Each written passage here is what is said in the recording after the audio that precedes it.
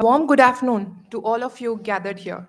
The Literary Club welcomes you all to the afternoon of fun, enquiry, and a battle of words. My batchmate Jansi and I, Neela, will be your host for this event.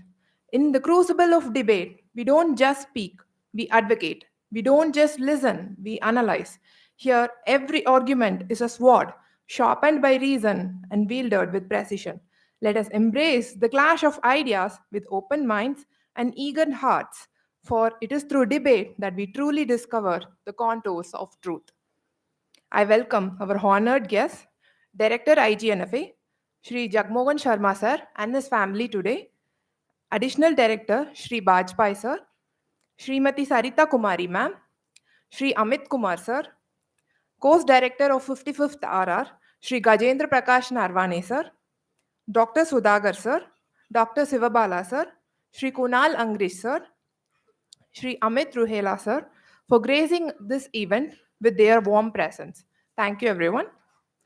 To our esteemed participants, I extend my utmost admiration and respect. I welcome you all to this momentous occasion. May your arguments be sharp, your rebuttals compelling, and your demeanor befitting of the noble pursuit of truth today. And to our esteemed audience, your presence here today is a testament to your commitment to the pursuit of knowledge and philosophy. I welcome you all to a thought provoking debate session on behalf of the Literary Club. Soon, the battle of words shall begin and teleport us, perhaps, to the streets of Athens. Today, our brilliant probationers will compete in a thought kindling debate on the given title There is no such thing as objective reality. Before beginning the debate, let me introduce you to the panel of juries. We are having with us today a panel of five esteemed faculty: Sri Rajkumar Bajpai sir, Dr. M. Sudhagar sir, Dr. Sivabala sir, Sri Kunal Angrish sir, and Sri Amit Ruhela sir, who will judge today's contest and award the deserving marks to the participants, upon which we shall select the first, second, and third positions from this debate competition.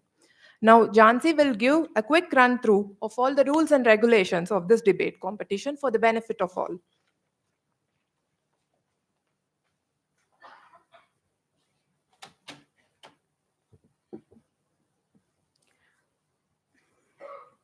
Welcome, debaters and audience. We are thrilled to have you here. Let us start with a clear understanding of what lies ahead. First, we open the introduction round. Each team will have precisely 4 minutes to lay out their topic. Use this time wisely to present your core arguments clearly and compellingly. Next, we move into the heat of the competition, the rebuttal round. Here, each team will have 3 minutes to critically engage with the opposition's arguments. This intense session will also include probing questions from our judges and the audience. It's your chance to showcase your quick thinking and persuasive skills. Finally, we conclude with the closing statements. You have one last stretch of 3 minutes to summarize your stance and reinforce your key points, making sure to leave a lasting impression on the judges and the audience. Please note, participation from each member in at least one of these rounds is mandatory. This is crucial as teamwork is a significant component of your evaluation. Also, managing your time effectively is imperative. Be concise and precise, as any deviation from the allotted time will result in penalties. Let us engage in a debate that is as disciplined as it is dynamic. Prepare to challenge and be challenged. Best of luck.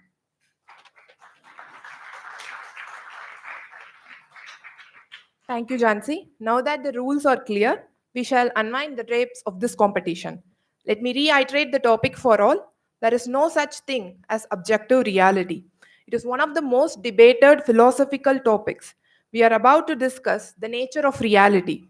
The reality, whether reality is objective and independent of our perceptions, like 2 plus 2 equals 4, or is it subjective and construed by our minds? For instance, today's weather may be too hot for some people and some may find it pleasant. So, All the best to all of our participants. Let us begin the first round. The first round is introduction round, and each team gets 4 minutes to introduce their ideas. There will be a warning bell at 3 minutes, followed by a final bell at 4 minutes. So, ladies and gentlemen, put your hands together for the first team, Ishang Lal and Akansha Jain, to speak for the motion.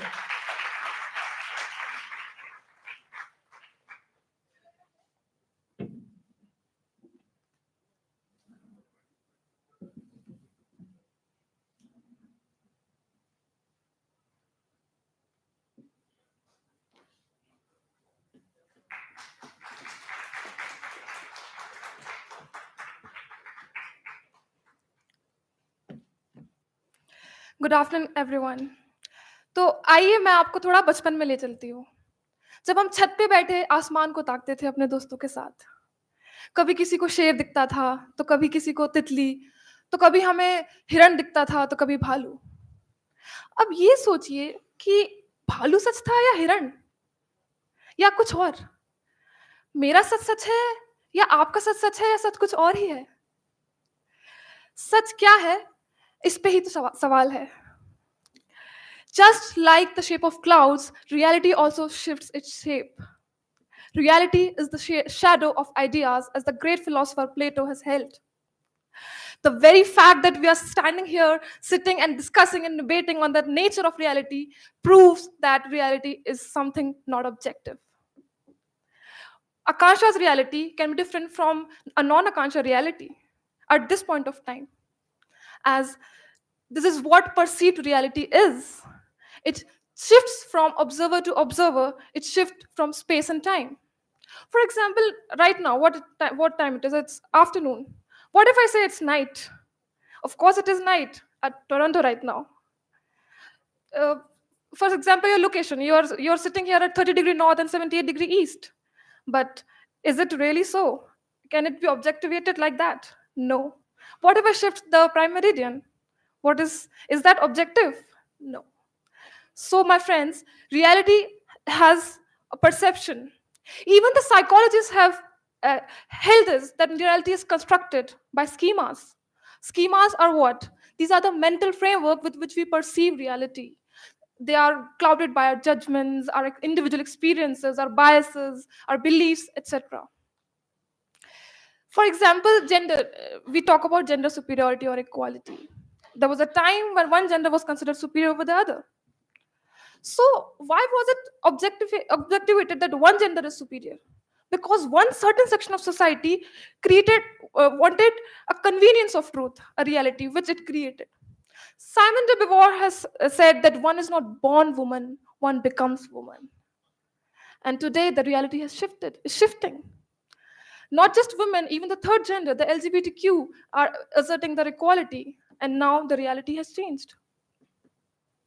So the question arises, who am I? It has perturbed the great thinkers for centuries. Friends, I am not what I am what I am not. So, for example, we are all here IFS officers sitting. But were we IFS officers few years ago? And are we really only IFS officers? Or is it something more to it? Or maybe not at all? So this is something to question. Even science has acknowledged the fact that we know only 5% of the universe. And this very fact that we do not know, we know that we do not know, we came to know in 1933 by Fritz Zwicky. Of course, you all are science graduates here, so you know what I'm talking about, the dark matter and the dark energy. So science has accepted the fact that the facts change. For instance, we talk about quantum mechanics. Quantum mechanics has held that uncertainty is the only certainty. Yes, friends, I'm talking about the Heisenberg uncertainty principle. So whatever I told right now, the clouds, the weather, the time and everything, ये सब क्या कहानी कह रहे हैं? ये सब एक ही कहानी कह रहे हैं कि सब कहानी है, सबकी अलग अलग कहानी अलग अलग समय पर। तो आप एक भी चीज ऐसे सोच नहीं सकते जो ज्ञाता दृष्टा देश काल परिस्थिति पर निर्भर ना हो। So at current space and time, my perspective is that reality is not objective. Thank you. That was some wonderful bunch of ideas, Akansha. Thank you. Now I invite Kartikeya and Amit Kumar to put forward their opening comments against the motion.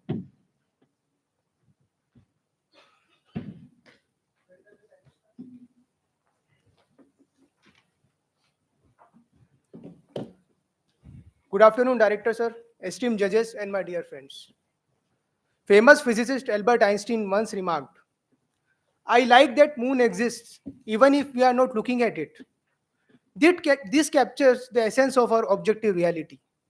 A reality that is so vast that our tiny little brains may not be able to ever comprehend it. Our limited senses can never understand it.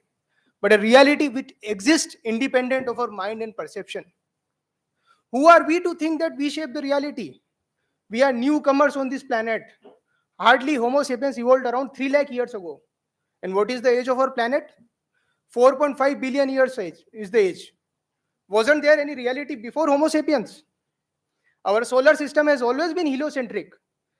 Medieval Europe, entire medieval Europe, they believed in geocentric theory due to biblical notion. Does it change the structure of solar system? No. The solar system was heliocentric, which was proved by Copernicus with the help of Galileo's telescope. Let me give you another interesting example. French scientists were investigating a mummy, Egyptian mummy, a corpse, and they concluded that the person died in 1200 BC due to tuberculosis. But you know what? Tuberculosis bacteria was discovered by Robert Koch in 1882. But even before we discovered it, we knew it. The bacteria existed and it did its function. It killed a person. So how can we say that we shape the reality? In fact, this is the lack of knowledge which leads to subjectivity. If we go to ancient India or say ancient Greece, whenever rainfall occurred, it was attributed to gods because people were unaware about the scientific method. But today, because of the scientific method and work done by our scientists, we know the various climatic and geophysical phenomena which is responsible for rainfall. Further, I would also like to say that there is always a fundamental reality based on which, when we interact with it, there is subjective expression of that reality and subjective experience. Like the example of temperature. If I make a statement that the temperature in this room is 25 degrees Celsius, it is the objective reality.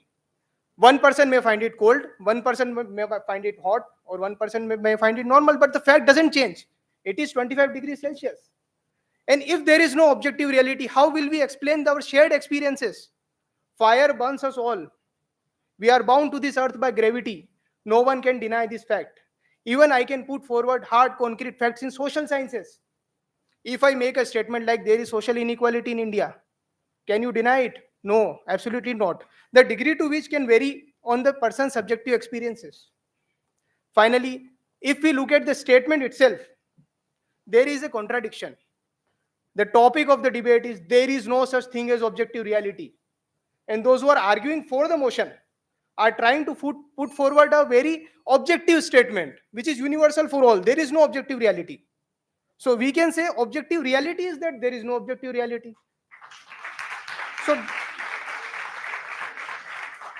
so due to this inherent contradiction, objective reality exists independent of us. Finally, I would like to say that our entire science and technology, our entire educational curriculum, our understanding of even human beings, animals, everything is based on the idea of objective reality.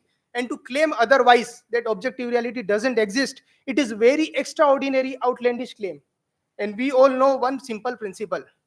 Extraordinary claim requires extraordinary evidence. And I expect this extraordinary evidence from the teams who are supporting for the motion. Thank you.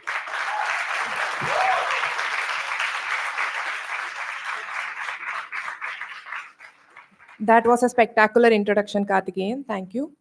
Here comes team 2, Abhimanyu and Amarendra, to speak for the motion.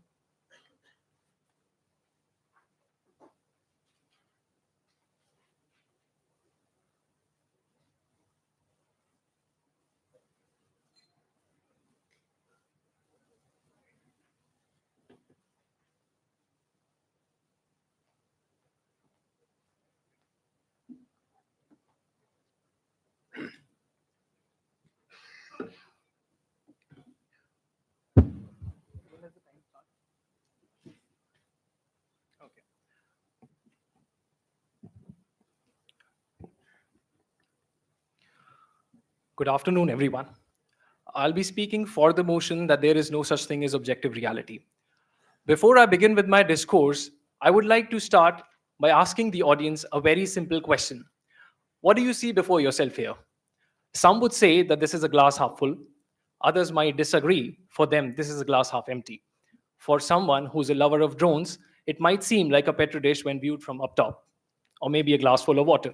Who knows? This is the nature of reality. It is complex, intricate, and relativistic. And so is the answer.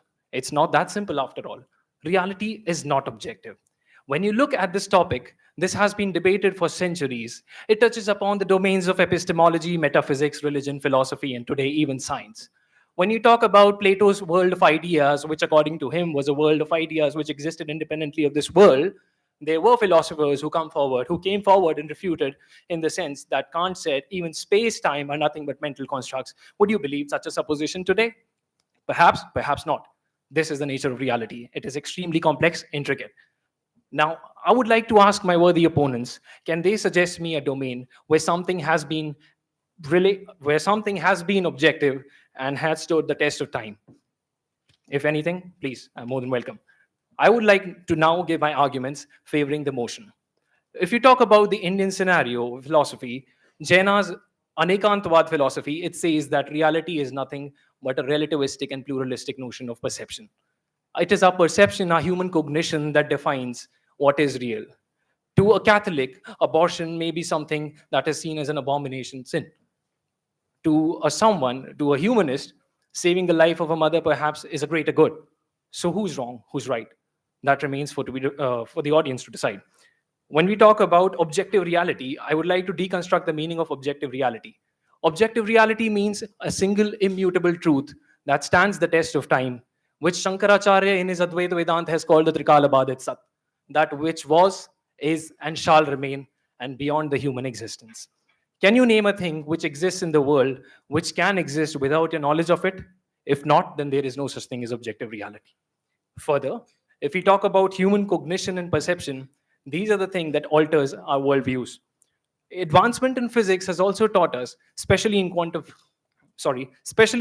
physics, that if we consider light, for instance, then it has a dual nature. If we talk about uncertainty principle, we know that if you try to observe the particle, it alters the behavior of the particle altogether. Then where is the objectivity in it? If you talk about the conception of ethics, then let me remind you that there was a time when Matsya was considered as the rule of law. It was ethical. There's come a time today when we talk about individual rights, reformative justice. So this has been the story of human evolution, the story of evolution of consciousness. And this is something that I would like to reiterate to my friends here, that nothing is constant. Change is the only universal law. And the sooner you embrace it, the better it will be for all of us. Thank you so much.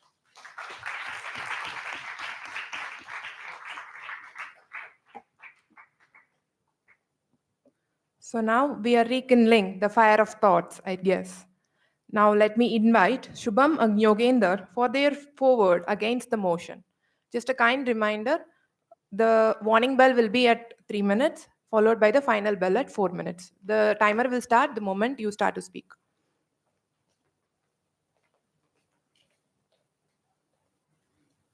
Well, I'm not actually standing here. This mic is not working. This auditorium is empty. We are all in a dream.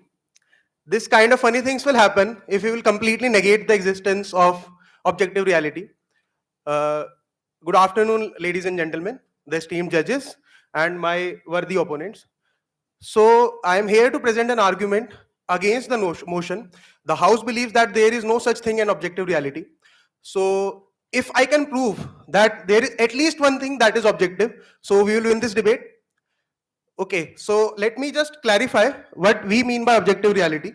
So it's the notion that truth exists independently of our perceptions. It implies repeatability and verifiability, regardless of individual perspective. Think about it. Water boils at 100 degrees Celsius at mean sea level without anyone witnessing it. Now, consider the consistency of our experiences. While subjective in interpretation, as my opponents are saying, gravity, heat, or anything like the pain of a loss of a loved one, but all these things are consistent. Every human is facing them. That suggests that there is some objective meaning to them. Furthermore, the very rules that govern the universe are at least attesting to the existence of an objective reality. Otherwise, the progress in science, medicine, engineering would have been not possible. So, India landed a machine on a moon. Would it be possible to do it if the laws of universal were not consistent? Would be able to calculate what we are doing, what we are going, and with so much of accuracy? The precision of universe is a proof that objective reality exists. Now, the story of human evolution is another compelling evidence to this. So, across different cultures, without even being in contact with each other, similar kind of institutions developed, like marriage, religion, family. So, it suggests us that all humans felt the need to cooperate and coordinate to be the planet ruler of this planet, to win over other animals. All humans felt the same thing. So if it would have been about interpretations, some humans would have been the slaves of monkeys, or some humans would have been the slaves of lions. All humans in different parts of the world, without being in contact to each other, became the ruler then and there. That suggests some kind of consistency. Now, subjectivity, if we will focus too much on subjectivity, there is an issue. It fuels denials. Consider the tragic case of Steve Jobs. He believed that meditation could cure his pancreatic cancer. His untimely demise reminds us that wishful thinking cannot alter immutable laws of nature. Now, same thing is happening at a bigger level. So, my opponents are speaking for the parties of climate change naysayers and vaccine deniers. When reality hits, it hits hard in form of famines, epidemics, and disasters. The notion that there is no objective reality is not only misguided, it is also dangerous. So, all the crimes that are being conducted on this planet will be justified just on the basis of a perception that this is my perception, that this is not wrong. Wrong is wrong, and that is the reality. I would go a step further by mentioning that even music, fashion, and art cannot flourish in such a landscape of endless interpretation. The creative evolution of clear school of thoughts underscores some shared appreciation for certain objective principles. For example, music shifted from jazz to EDM, but the notes remained same. So objective reality serves as a guiding force even in the creative realm. At last, I would like to mention that the human understanding is finite, because and we cannot deny that humans have not existed on this earth not for so long. So, but the objective reality is very infinite, and if we are not able to understand it, we cannot deny its existence. And to which Shri Krishna says, "Aham sarvasya prabhavo mata sarvam parvate iti matva bhajante mam buddha bhava samavita." That's it.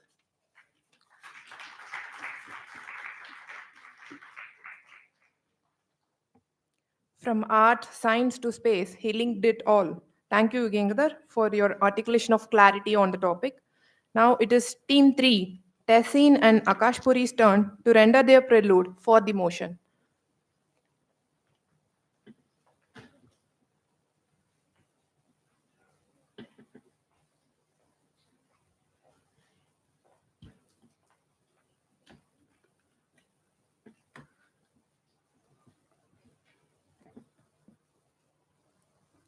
A very good afternoon, esteemed guests, my fellow debaters and fellow probationers. Today, as we delve into the captivating discourse of the existence of objective reality, I invite you to embark upon a journey that challenges our preconceived notions and re-evaluate the world around us. What if I told you that everything you see, everything you perceive is not in reality as objective as you think? Let us consider the remarkable case of growing numbers of tigers in the wild. On the surface, this may seemingly seem as straightforward fact that the conservation efforts are dramatic. However, let us pause and delve deeper into this seemingly called objective reality and its complexities. The global tiger population shows the signs of recovery, which is a sign of human ingenuity and commitment. The census 2022 suggests that the tiger population in India is 3,000 and odd, which is a significant improvement from the 1973 census, where once the tiger were to be claimed as extinct if the protection measures were not taken. So what if I suggest that this perception of success is colored by hidden biases and the subjective interpretations? On one hand, the IUCN suggests that the tiger, the majestic tiger, is endangered, which needs maximum protection. And if not protected, it may lead to extinction. Also, the WIA suggests that in India, we have the more carrying capacity for tigers, which is up to 10,000.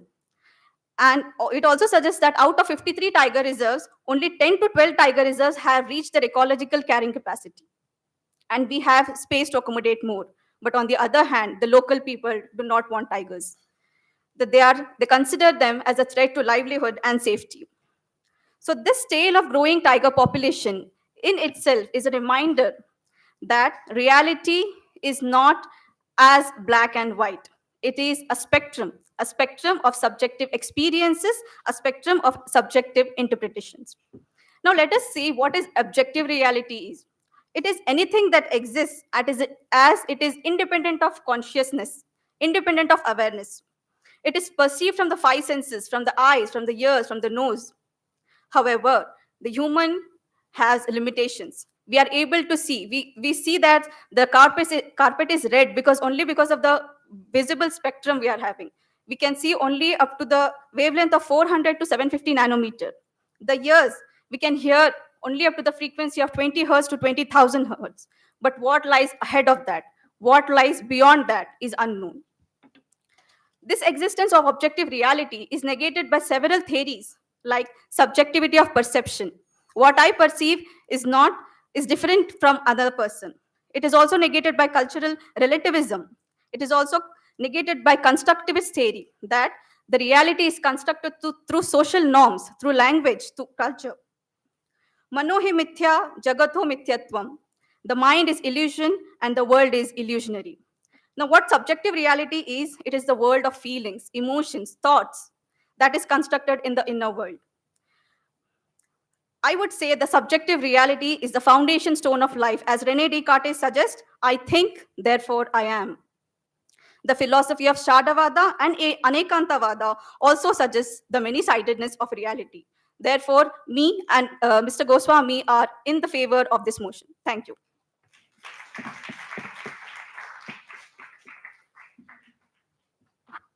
Thank you, Tessin, for your brilliant linkage of the topic with our tigers and its conservation. Now, the last team in this introduction round would be that of Gaurav and Sarthak, who will speak against the motion.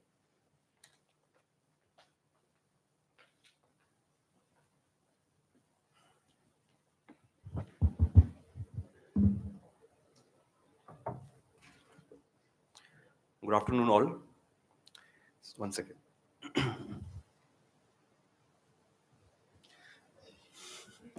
गौरव भाई, ये मेरे हाथ में क्या है?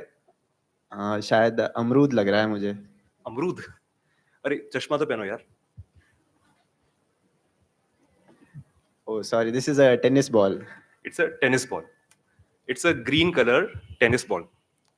The reason why my colleague here, my dear colleague, couldn't identify it because he was not wearing his spectacles. So similarly, sir, I think in our life, a lot of people are either not wearing the spectacles or wearing spectacles of the wrong number. That's why they cannot see the reality for what it is. In truth, the reality is as objective as this green colored tennis ball in my hand. I'm going to prove it through several arguments, sir. The first and foremost, most strongest argument that I have is the scientific argument. Our universe works on certain fixed laws of nature, sir. Sir, everything that happens has a causality to it, and everything follows certain laws. The most prominent of these are the Newtonian laws, sir.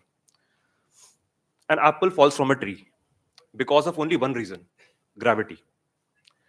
The Earth revolves around sun, and moon revolves around Earth because of only one reason: gravity. सुबह PT में मेरे से भागा नहीं जाता because of only one reason: gravity. So similarly, sir, क्या करें sir? F is equal to ma. When mass is so much, then acceleration doesn't happen, sir. But sir, so similarly, there are certain constants in our universe also, sir.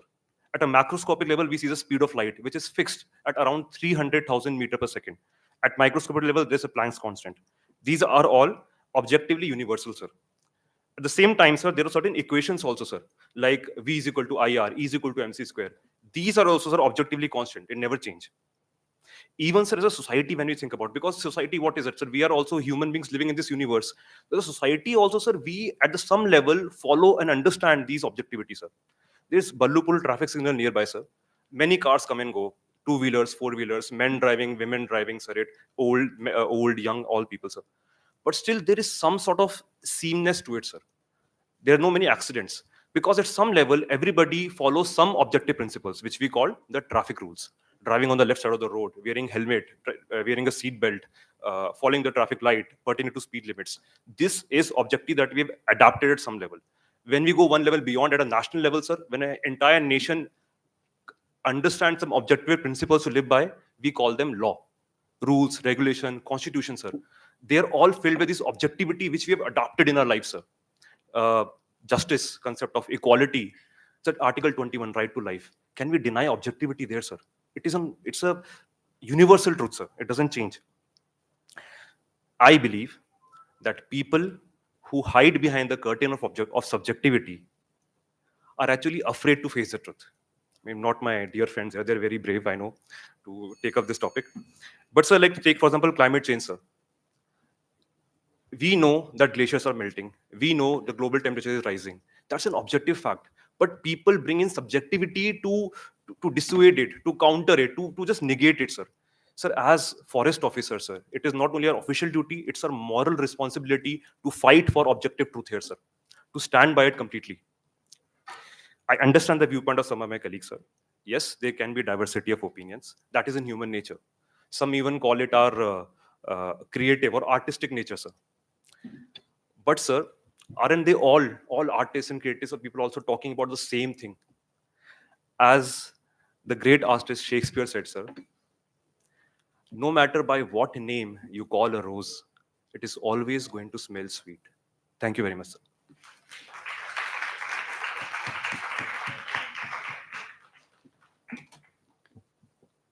Thank you, Sarthak, for such an interesting and captivating introduction. Now, having laid the groundwork in the opening round, we now advance to the crux of our debate, the rebuttal.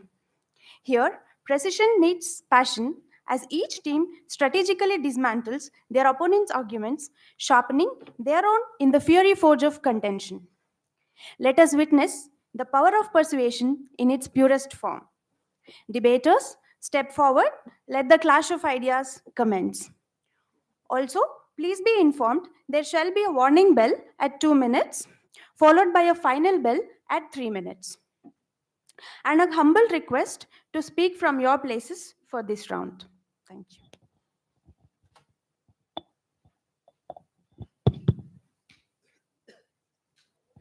Good afternoon, all. Sir, for the opinion, I think we as a team who are standing for are quite confused. We are confused because some of the points that have been put up by our opponent team is quite confusing. They say that the scientific evidences proven their phenomena. In my opinion, scientific evidences, scientific theories, scientific laws, they're all based upon assumptions. There is a set of assumptions as particular an introduction in every textbook, which clearly mentions that this particular law has a basic background of these assumptions. Assumption is nothing but an acknowledgement of the subjective element in the portrayed objective theory. It is portrayed, be it speed of the light, which my friend was saying. They mentioned that it is around 3 lakh kilometers per second. We do accept that this is around 3 lakh kilometers per second, but standing in 2024, we do accept it. It was not the same case in 1857. It was around 3.15 lakh kilometers per second. And let me tell you how. While they have concentrated on this figure of 3 lakh, they have missed out an element called as kilometer per second. A second, which we measure as of now, may change. We had mechanical clock earlier. We had atomic clock on basis of which it is completely based. We may have something new in upcoming future which is going to define it. This 3 lakh kilometer may turn out to be 3,15,000. So we as a team believe that we are in full agreement with the fact that there is a reality. But we are in complete disagreement with the fact that it is an objective reality. Objectification is something which actually portrays you in a single frame. We defy this. We wholly defy this. Not merely this, they mentioned about the constitution, the right of life, everything. Right to life? Has there been any single definition of right to life? Or is it completely based on continuous interpretation? Had there been a single set of interpretation, judiciary would have been absolutely redundant. We are here for the right to life, and judiciary holds it validity. In fact, if everything would have been so objective, anyone could have written it. Why B.R. Ambedkar was chosen as the noble person to write this constitution? Why was he the chairman of drafting committee? Because Gandhi ji once said in his casual conversation as well that संविधान वही लिखे जो शोषित है, शोषित की दृष्टिकोण से दुनिया अलग ही है. We believe that as a firm believer in subjective and defying this completely objective reality, we still hold this dimension. On a larger note, we would like to bring out the fact that there has been a difference between reality, there's a bit difference between the fact, there has been a difference between the truth. While all lies cluttered on the other side of the table, we believe in segmented version of this. For example, when they mentioned that there is Newtonian law of gravity, yes, there is a Newtonian law of gravity. There is gravity, we accept it. But gravity also has multiple dimensions. Even Newton mentioned that there is a space dimension. Einstein mentioned that there is a space and time dimension. When they cannot come to a common conclusion, how can we come together at this particular conclusion? Thank you, sir. Thank you, Ishan. Now we kindly request the jury and the audience to ask questions, if any.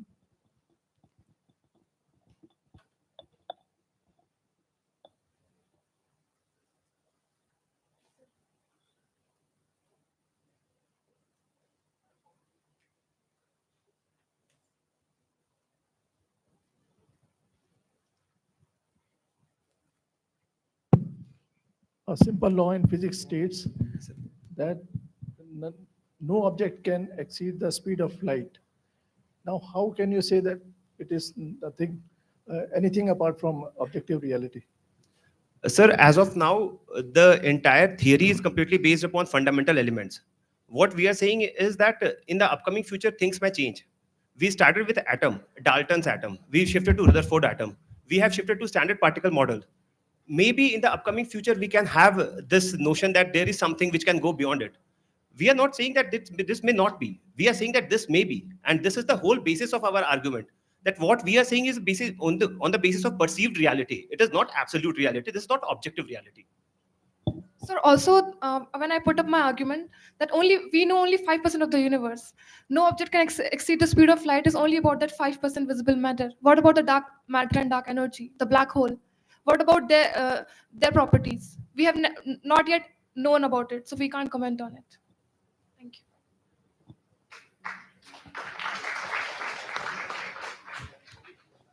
you. Thank you, team. If there are any questions from the audience, we would like to invite them. Also, the jury, I'm sorry.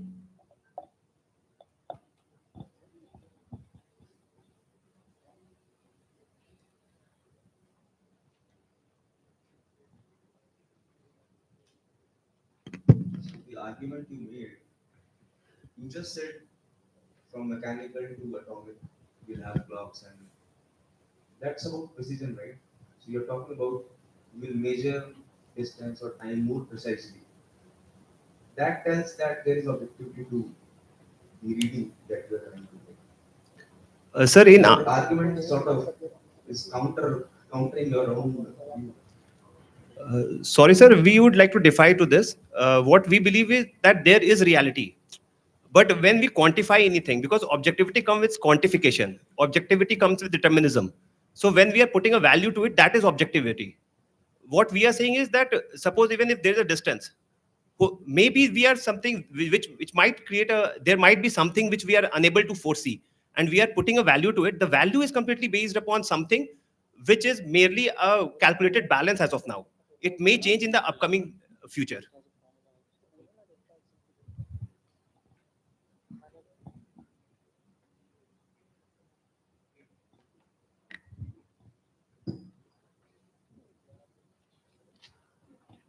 Hello, my question is to Sagar. Sagar, please take out.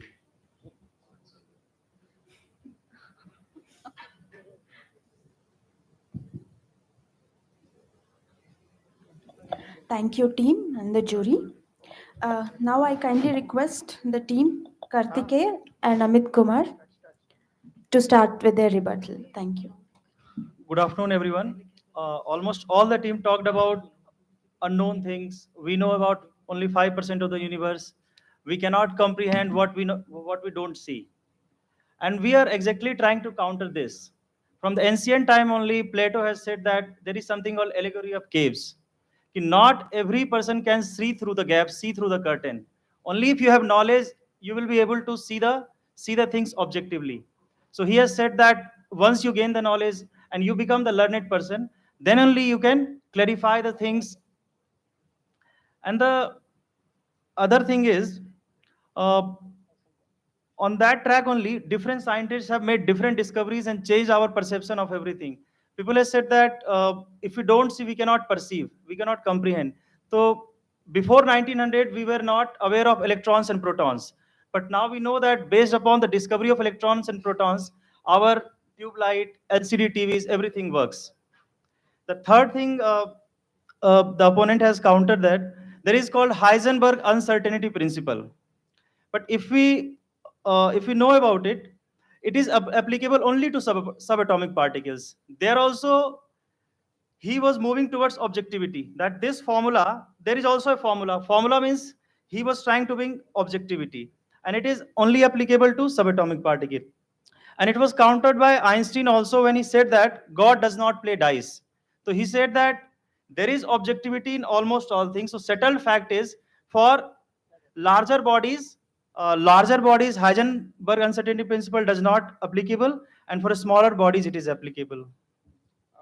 I would like to one by one counter all of you.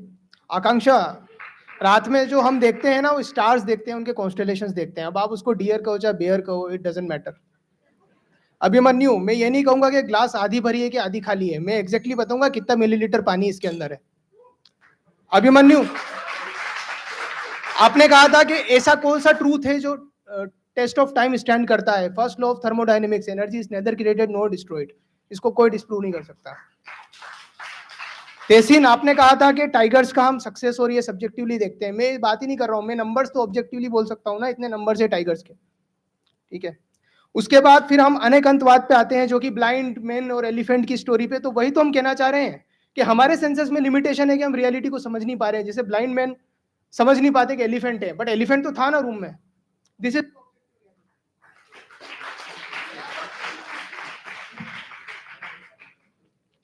यहाँ पर ethics की बात कही गई, तो हम तो deny करते ही नहीं कि एथिक्स सब्जेक्टिव नहीं है. एथिक्स बिल्कुल सब्जेक्टिव है, बट लेकिन ऑब्जेक्टिव रियलिटी एग्जिस्ट ही नहीं करती. हम उसके अगेंस्ट बोल रहे हैं. एथिक्स में सब्जेक्टिविटी आती है. उसके बाद हाइजेनबर्ग अनसर्टेनिटी प्रिंसिपल की बहुत बात करी, तो ये प्रिंसिपल ट्रू है, ये भी तो ऑब्जेक्टिव रियलिटी है. Delta v into delta is greater than equal to h by 4 pi. It is the objective reality.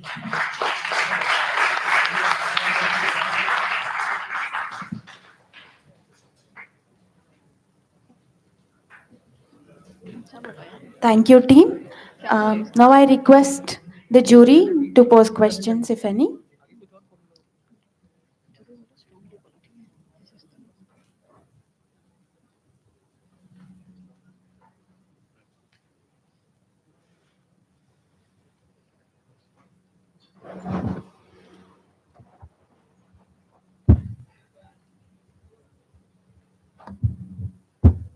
I have an observation to make. As far as I recall, in the first chapter of all physics textbooks, it's written that all measurements are subject to some uncertainty. Even your simple 6-inch scale does not exactly measure 6 inches. There is some subjectivity to it.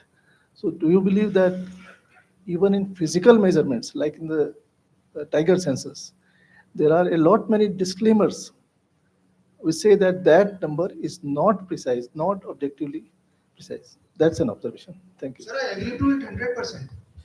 And this is the objective reality that we know that we can't accurately find out. That's why we have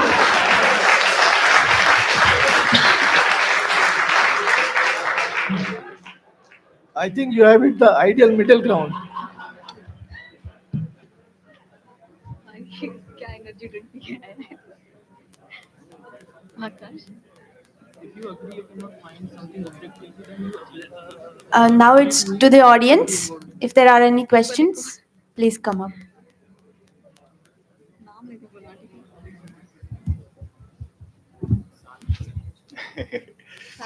So I'll come to the last argument you've made when Sir has asked. So there's something called tautology, where you say that you encompass everything and say that this is a reality, so this is a reality. So when you encompass everything and say that the very fact that there is subjective reality is an object in itself becomes a tautology, and it doesn't hold any value in scientific circles. So you just can't encompass everything and say that this is the reality, so please argue, don't argue with me. So I never said that I encompass everything, and I never said that it is. so the very fact that you say that there's subjectivity, and I agree that it's an objective truth, so it simply means that you just have no other rebuttal to it. So it's a tautology, and we generally don't accept it in scientific domains. You just What I said in the starting of my introduction, that reality is so vast that we can't comprehend it. I agree to that fact. We have our limitations, but we are overcoming that limitations. Earlier we could not see microorganisms, now we can see it with the help of microscopes. Still, as Akanksha pointed out, we only know 5% of the universe. So yes, we only know 5% of the universe. So why so much human-centric approach? just leave humans out of this entire argument. So we have come very recently, just leave it entirely out. So come to, so do you really understand the level of reality you're talking about? Where is the reality? As in, is it at the atomic scale? Is it even lower? Or is it at the humans level we are thinking? Is it at the perceptive level? So there are many levels of reality we are speaking about. And the very fact that we don't understand the levels of reality is subject in itself. And let's go deep. Let's go deep to the subatomic or even down. So people don't have any understanding of what the reality is. Yes, there's reality definitely, but the reality is subjective. The very fact that there's no understanding of what's going to happen, what will happen, so the reality is subjective.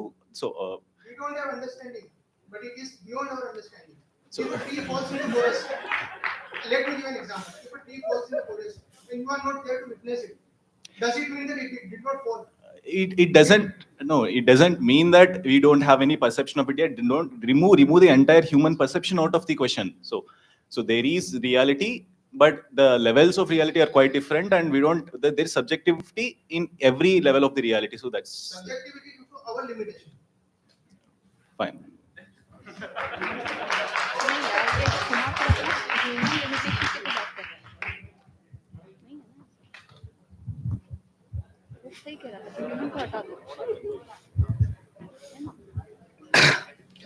Like the last argument Kartikeya said to Sai, it reminds me of a famous movie dialogue in Malayalam.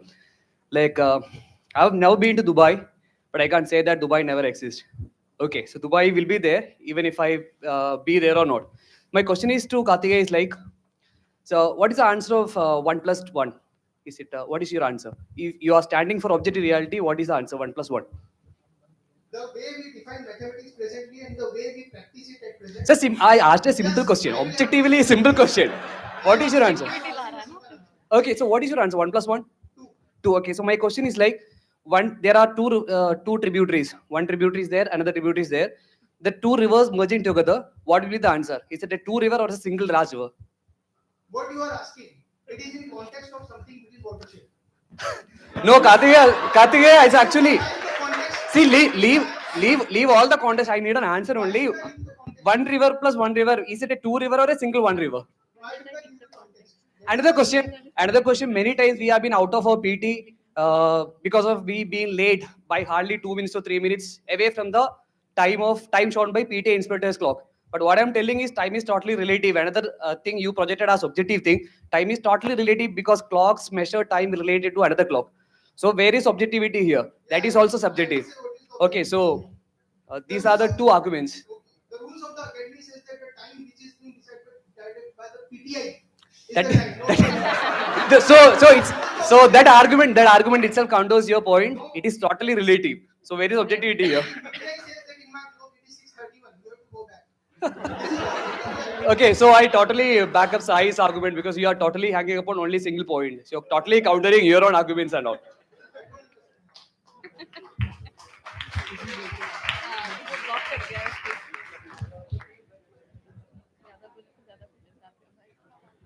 It's very interesting to see the audience as debaters. And now kindly invite the team to Shubham and Yoginder to present their points. Yeah. Oh, I'm very sorry. Team 2, Abhimanyu and Amarendra, to kindly commence their rebuttal, please. Hello, Karthike. Hello. Hi. So you talked about what do you see here? It's 50 ml of water. I say it's 150 ml of gas or air. Can you counter that? Then it becomes a subjective reality. Next, you said that climate change. Oh, one second, one second. One second. Answer. Don't interject. Say you said change is the only constant, right? No. Okay. You said that change being the only constant makes it the objective reality. This is what you said. You'll need some solid arguments so that we can defend ourselves, right? So you said subjectivity is the only objectivity. That is, No, I never you said that. never You said said that. You said that. I never Now said I'm that. giving you an argument to defend. All right. When you First said, of all, I never said that. Subjectivity is the only objectivity. This statement I did not make. but the essence was same. All right. The Okay. If you essence want you to argue, understood wrong. go on. What? What? What he said was that you were talking about objective facts. You were not talking about objective facts. You said this is true, subjectivity is objectivity, and that was what Sai said it is tautology, right? When you said that change is the only constant, you are not able to distinguish between a truth and a reality. The meaning of objective reality is that it is immutable by its very character. So, is there something which cannot be changed? Okay. First law of thermodynamics was so, if first law of thermodynamics was so unbeatable, then why did we need to develop a zeroth law of thermodynamics, which came after the first law of thermodynamics and the second and third law of thermodynamics, right? And if you said that we are talking about objective laws, Shubham said that the laws are objective. And you only countered Shubham and your teammates by saying that laws are different and they operate at different scales. Even when you said that, you talk about watershed management, then you bring in an element of subjectivity. And when you bring in an element of subjectivity, it is an acknowledgement of the fact that the reality is not objective but subjective.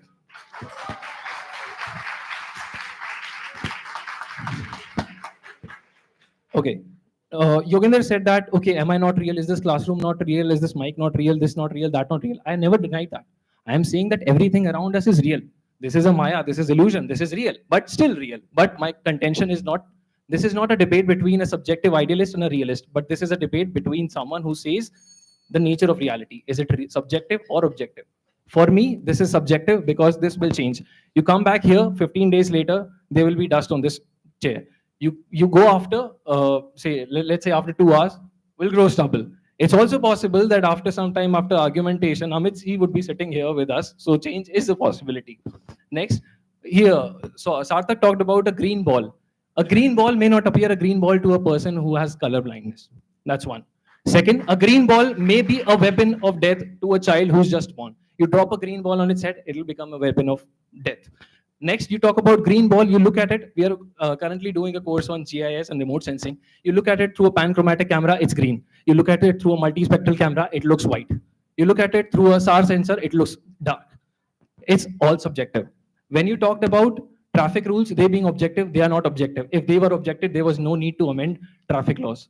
Recently, we had Motor Vehicle Amendments Act 21. You said Article 21 is objective. If there was objectivity in Article 21, we would not need Supreme Court interpretations of right to life. Then we would be leading a life of like animal-like existence. My friend Yogendra, he said, object. अगर हम चांद पे नहीं गए तो क्या चांद real नहीं है? अगर चांद पे गए तो चांद रियल है. This is where the ignorant mind falters.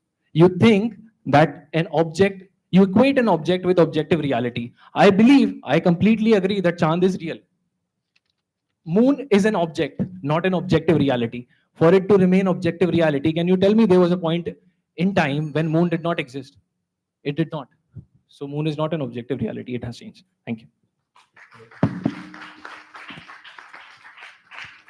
Wow, so much objectivity, subjectivity. I'm beginning to question whether I'm dreaming or am I standing here, because my friends are giving pleasant smile, which is usually not the case. They try mocking me all the time. Okay.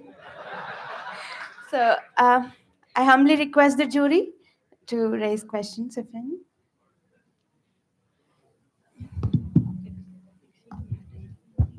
I am getting a suspicion that it's us humans who are disturbing the reality. Is it so? Sir, reality, the notion of reality is something that is in itself very debatable. What is reality? If any of us has a knowledge of what is reality, please enlighten us so that we all can be liberated here. Reality is the ultimate quest of all schools of philosophy, be it Indian or Western. So, what is reality? That is something that we do not know. And if he says that reality is objective, that I believe that perhaps he's a liberated soul. I don't believe that. And you said, sir, reality exists independent of us. Yes, there is reality beyond us. Today, people have been talking, scientists have been talking about theories of multiverse, multi-universe existing. There was a time in time when we did not exist and this world, this cosmos was real. And there will be a time when we will not be there and the cosmos will still be reality. So we need to broaden our horizons and need to think beyond the blacks and whites. And this is my submission. Abhimanyu, if you would have been sitting on this side, what would be the nature of reality? Sir, then I would have said reality is subjective.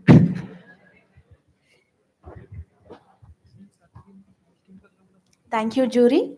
Now to the audience, please.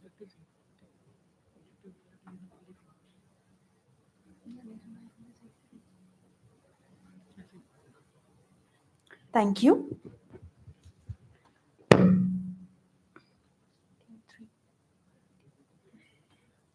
I request Team 3, Gaurav and Sarthak, to commence with their rebuttal. Sorry, Shubham and Yogendra. Very sorry. Hello. Hello. Yeah. So Abhimanyu said that change is the only constant. I believe that tools do not define the truth. Our pursuit of truth or science exists only because we believe that there is an existence of an objective reality. Change is the only constant, says a child sitting in a moving car. They talk about biases. Akansha mentioned that we are all biased, therefore we see subjectivity. While completely avoiding the question of what it means to be unbiased. To have a bias means that there is an existence of unbiased. Understanding of current rules of quantum mechanics, as Ishan mentioned, and how it talks about subjectivity. But quantum mechanics itself is incomplete. Just as electrodynamics look for magnetic monopoles to this day, just as gravity seeks to marry itself to quantum mechanics today, the rule books humans have made still deviates a lot from what perhaps God has written. Mankind watches a game of chess. We are trying to figure out what the rules are. कल को अगर घोड़ा 3 4 चलेगा तो क्या हम बोलेंगे कि कोई रूल्स ही नहीं एग्जिस्ट करते? Perhaps we do not know what the entire truth is, but does that decry the existence of an objective reality? ये लोग वो लोग हैं जो संविधान में नहीं मानते, ना इंसानियत में मानते. ये कहते हैं कि न्याय होता है सिर्फ फैसले होते हैं. न्याय नहीं होता, सिर्फ फैसले होते हैं. The power of building a narrative has allowed humans to break down complicated truths into understandable bite-sized concepts. Yet, when these concepts are unable to explain the whole truth, we deny the existence of truth itself. How can this be a valid argument? Thank you.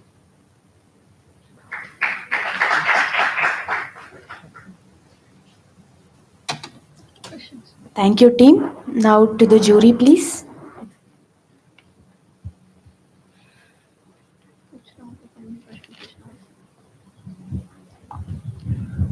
In any court of law, there are always two sides. Isn't that a very strong evidence that there is no such thing as objective reality? Yes, sir. There are two sides, and then there's also a judge which decides what is indeed the objective reality.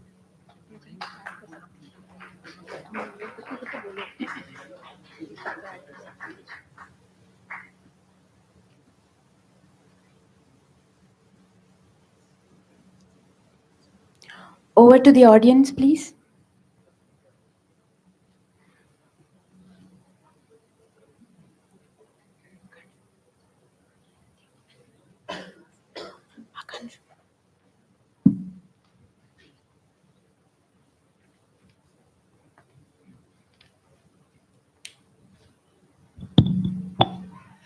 Shubham, I have the question that you said that the people who believe that there is no objective reality do not believe in constitution at all. But isn't constitution also not an objective thing? It has been evolving since day one. We have had as much amendments as no other country. So how can you say that it is objective?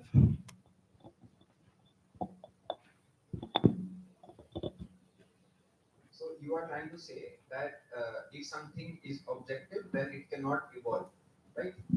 I'm trying to say here that something that is created by humanity need not be objective, need not be objective. Nor does it say that it is trying to be objective. It is trying to be the closest to what we commonly believe is the objective reality. Constitution might not be the objective reality, but the higher moral conduct, the higher ethos of humanity is the objective reality here. We are trying to replicate it somewhere with the help of our constitution. Therefore, it's evolving as the society evolves, as humans understand what their ethos is. So that is what objective is. It cannot change over time. So that is what my Yes, the question is. constitution is not objective right now. Maybe one day it will be. Okay. So, Thank you, Akansha, for the question. just one thing, Jansi, over here. So Shubham, you just said that constitution can probably one day be objective, right?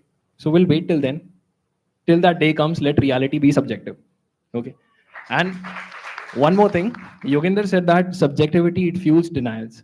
If subjectivity fuels denials, then I think perhaps you're denigrating the essence of democracy, because democracy is all about subjectivity, opinions, and opinion building. Thank you. Where is the question here, everyone? It was not a question, Shubham. Thank you.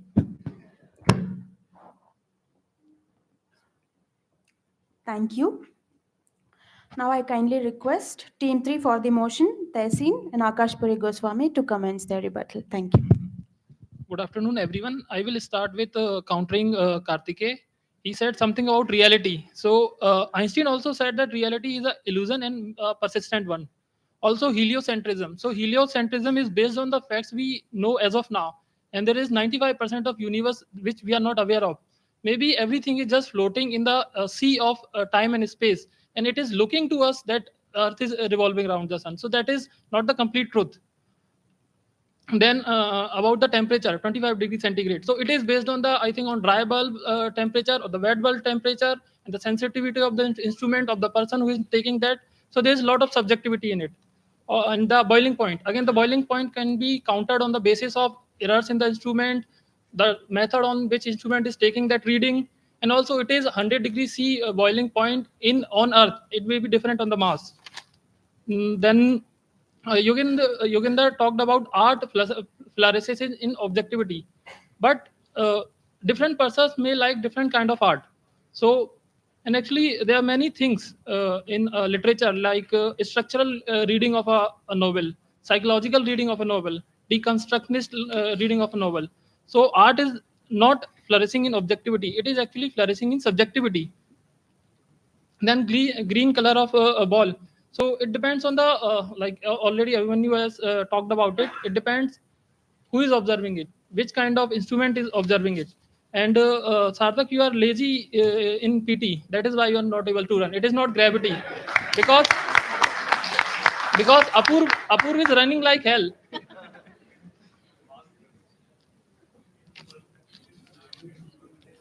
Also, I would like to add that there is evidence that objective reality does not exist. In 1961, scientist Eugene Wigner, he made an hypothesis, and it was proved in 2019 in Harriet Watt University, and it was proved by the fact that a particle or set of particles in quantum physics, they can exist in two different states at same point of time, and they will look different to those two different observers. So we cannot say that there is an objective reality. It is always subjective. If we consider that there is a reality in isolation, in vacuum, but the moment you enter, the observer enters, the reality changes. The person, the instrument, whosoever is doing that, it has an influence on that reality. So that reality becomes subjective, and it is always subjective. So we are not saying there is no reality. There is reality, but we are saying all realities are subjectively felt only. There are no empirical ways to assess them otherwise. Hence, there is no such thing as objective reality. And the fact that we are discussing the objective reality and it is debatable makes the thing that it is subjective.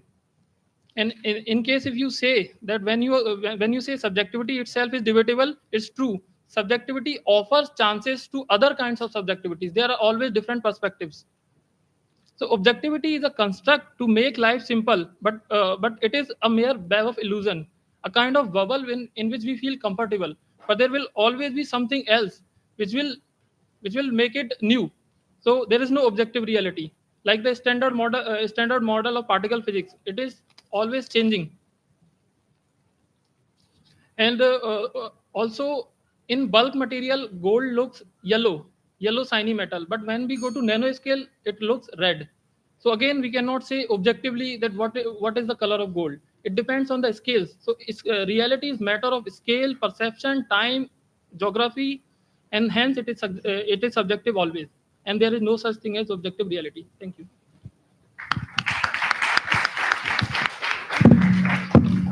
Thank you, Akash.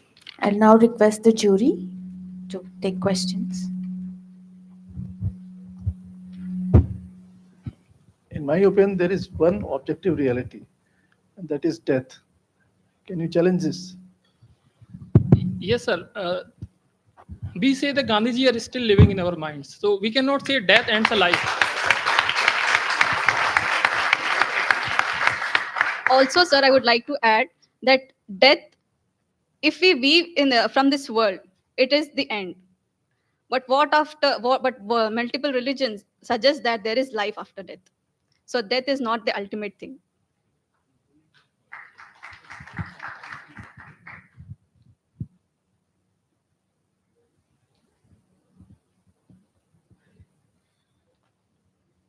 Audience, if there are any questions, please.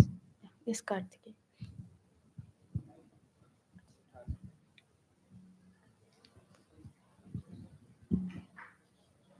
तहसीन, आपने अभी बहुत ज़्यादा without any evidence एक statement दे दिया, death is not the ultimate reality, multiple religions. आपको मैं समझाना चाहता हूँ, बिलीफ अलग चीज होती है. बिलीफ वो होती है जो हमें सही लगता है, होता है या नहीं जरूरी नहीं है. रिलीजियंस बिलीफ पे बेस्ड होते हैं, फैक्ट्स पे बेस्ड नहीं होते हैं. दूसरी बात, आकाश, मैं आपसे कुछ पूछना चाहता हूँ. 2 पॉइंट्स है ए एंड बी. आप सब कुछ भूल जाओ कि मैथमेटिक्स ह्यूमंस ने बनाया, सब कुछ भूल जाओ. 2 रोड्स जा रहे हैं, एक right angles A to C जा रहा है, C to B right angle है, A C is right angle to B C, और एक लाइन ए टू बी हम खींच रहे हैं. डिस्टेंस ट्रेवल करने में ए टू बी में जाने में शॉर्टेस्ट डिस्टेंस कौन सा होगा? Obviously hypotenuse A to B direct जाने में शॉर्टेस्ट होगा. आपको कोई डाउट है क्या इसमें? डिपेंड करता है कि हम ए से सी से ए कैसे जा रहे हैं और बी से ए कैसे नहीं जा रहे हैं, वॉक करके जा रहे हैं. चलो मैंने दे दिया आपको सेम स्पीड, मैंने दे दिया आपको, स्पीड सेम है. Then you are subjectifying it. कोई सब्जेक्टिव नहीं, मैंने आपको सारी कंडीशन. ये भी डिपेंड करता है कि कौन जा रहा है. अगर सार्थक जा रहा है तो ज्यादा टाइम लगेगा, अपूर्व जा रहा है तो जल्दी पहुंच जाएगा. मैंने आपको कंडीशंस दिया है. मैंने बोला डिस्टेंस, स्पीड, मैंने बोला कितना टाइम लगेगा, मैंने कहा डिस्टेंस किस में कम कवर करना पड़ेगा. सार्थक और अपूर्व डिस्टेंस की बात कर रहा हूँ, टाइम की बात नहीं कर रहा हूँ. अपूर्व तेजी से कवर कर लेगा, सार्थक धीरे कवर करेगा, but A to B shortest distance होगा. ये मैं बात कर रहा हूँ. आप डिनाई कर सकते हैं इसको.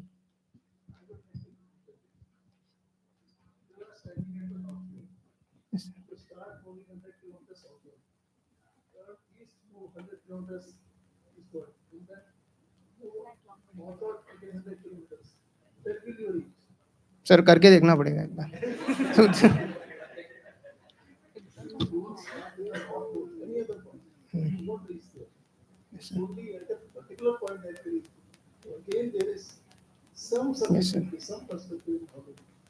यस सर, बट मैं यहाँ पे बोल रहा हूँ IGNFA कैंपस में ये पॉइंट्स में दे रहा हूँ आपको.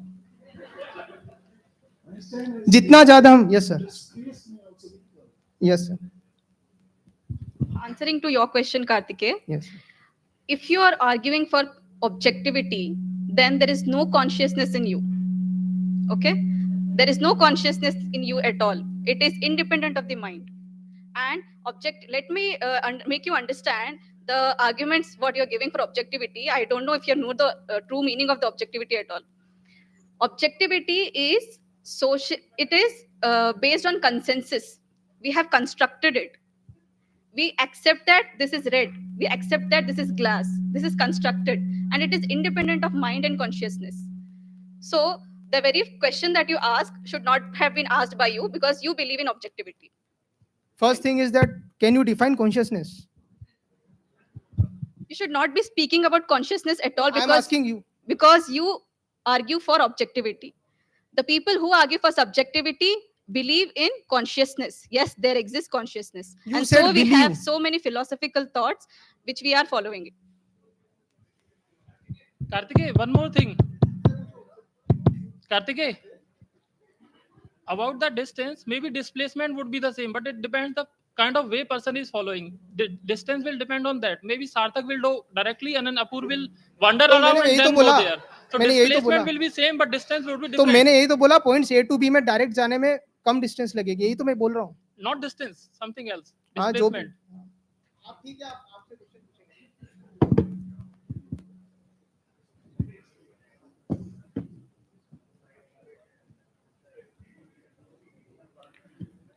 I now request Team 3 against the motion, Gaurav and Sarthak, to commence with their rebuttal.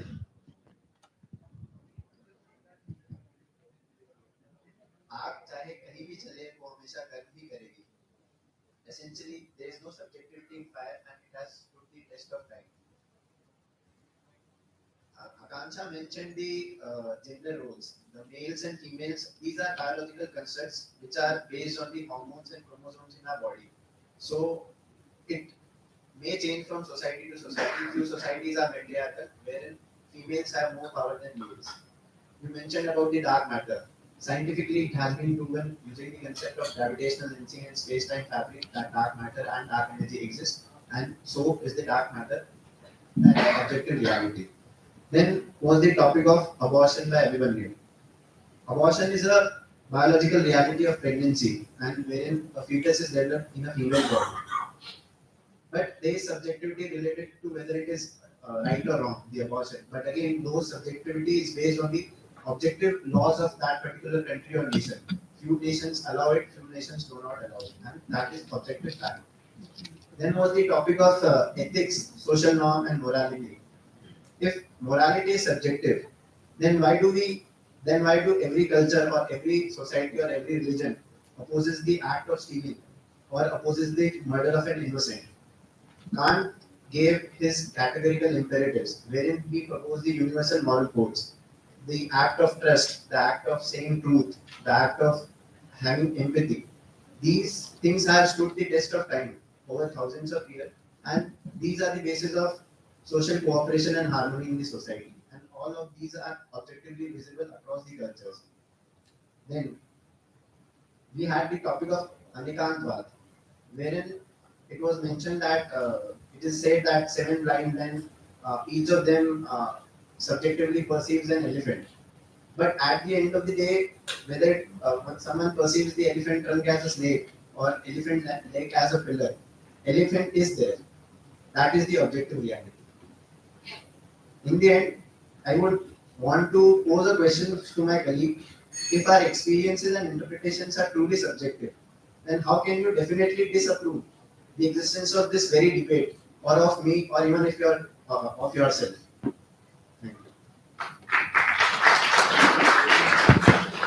Thank you, Gaurav. I request jury to ask questions, if any.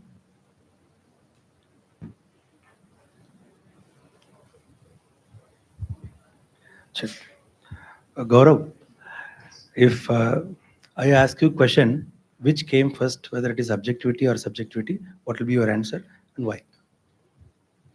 So I don't know what came first, but definitely something came, and that is the reality. Gaurav, what are our feelings? Because they are always subjective. Yes, sir, our feelings are subjective, but again, these subjective feelings are based on the objective realities. Sometimes we are angry, sometimes we are happy because of something that we have achieved or seen in the life. Suppose I get good food for my dinner, I'll be happy, and these subjective feelings are based on those objective realities. For example, the law of marginal utility. Like you are eating one gulab jamun, you might feel happy. But again, when you eat the 10th gulab jamun, you might not at all want to eat it. Why do you have these dual feelings? So again, this can be justified using the neurochemicals that are generated in the body. Like when we are happy, or suppose we are in some kind of emotion, hormones like oxytocin are released, and they are objectively true in the science. So if we eat 10 gulab jamuns, excess of oxytocin will be released, and you will feel bad about yourself. So that is it.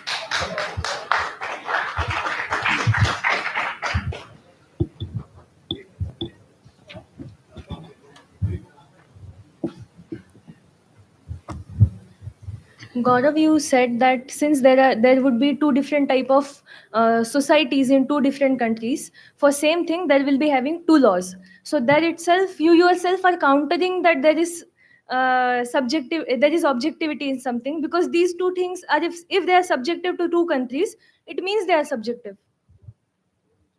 I mentioned the universal things like truth, honesty, or respect for someone. So, irrespective of the society, that will be valid in their laws. For example, Abhimanyu said that Article 21 is interpreted by judges in different ways, but that is the whole basic structure doctrine of our constitution, and that is the running the entire 1.4 billion country in form of that document. So the laws might change from one country to another country, but every law has objective records in that respective country. Gaurav? Okay. Okay. See, if one trend I have observed here is every IITians in this debate is tend to go to space whenever there is a question of objectivity.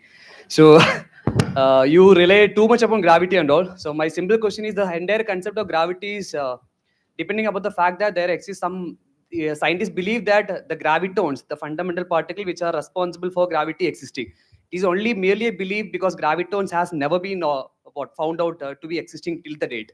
So that is my first argument. Second question is like the very fundamental existence of this nature universe that you said about, which is very much objective, is relies upon God's particle according to scientists. The concept of God and God particle is pretty much subjective to each and every individual. So how can you counter these two arguments? Coming to gravity, suppose we go 1,000 years back when there was no concept of gravity at all. Then also, if an apple was falling, it used to fall down.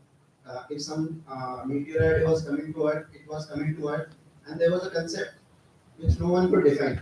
But few centuries back, Newton defined gravity, and that's why we are objectively able to interpret it.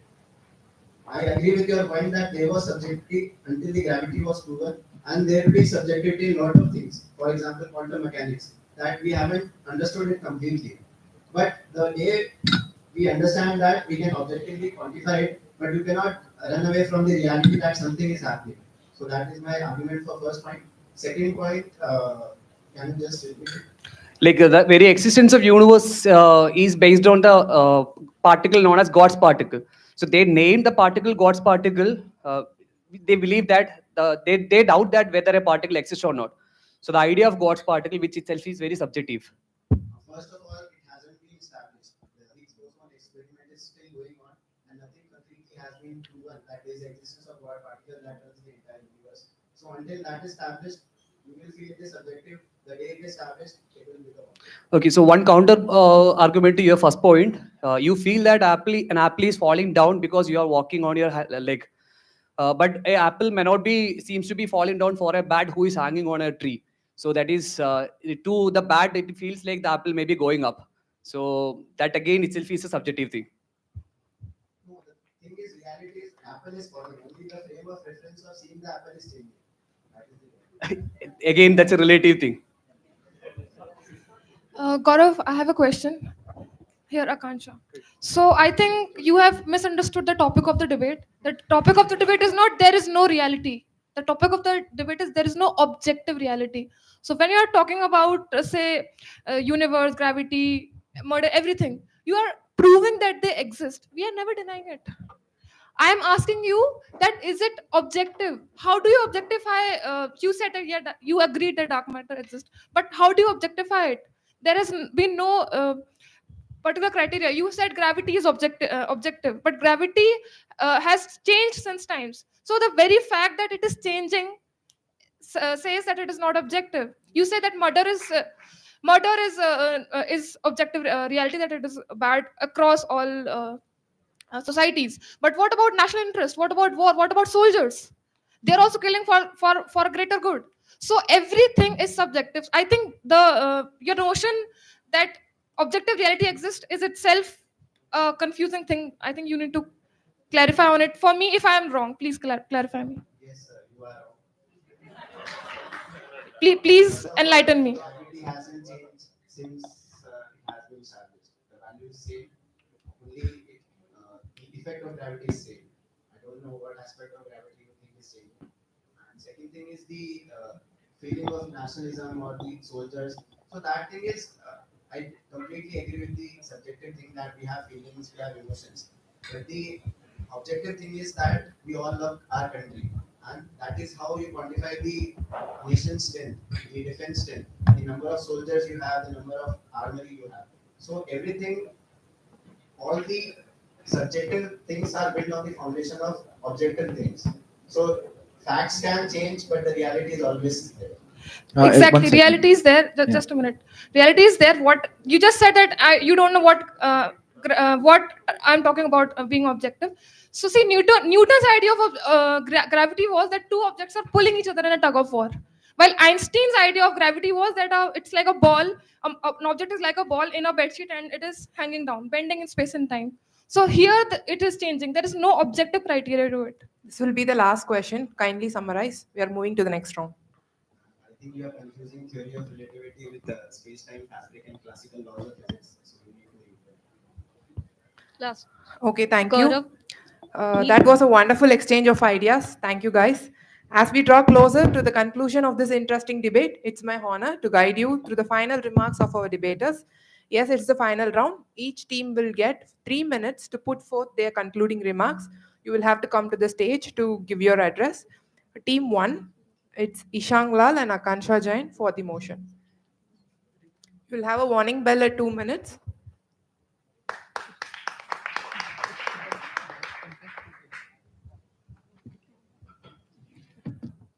Respected members, I cannot be more confident for the statement. There is nothing like objective reality. And when I say this, I directly mark the frame that has been conceptualized by my opponents.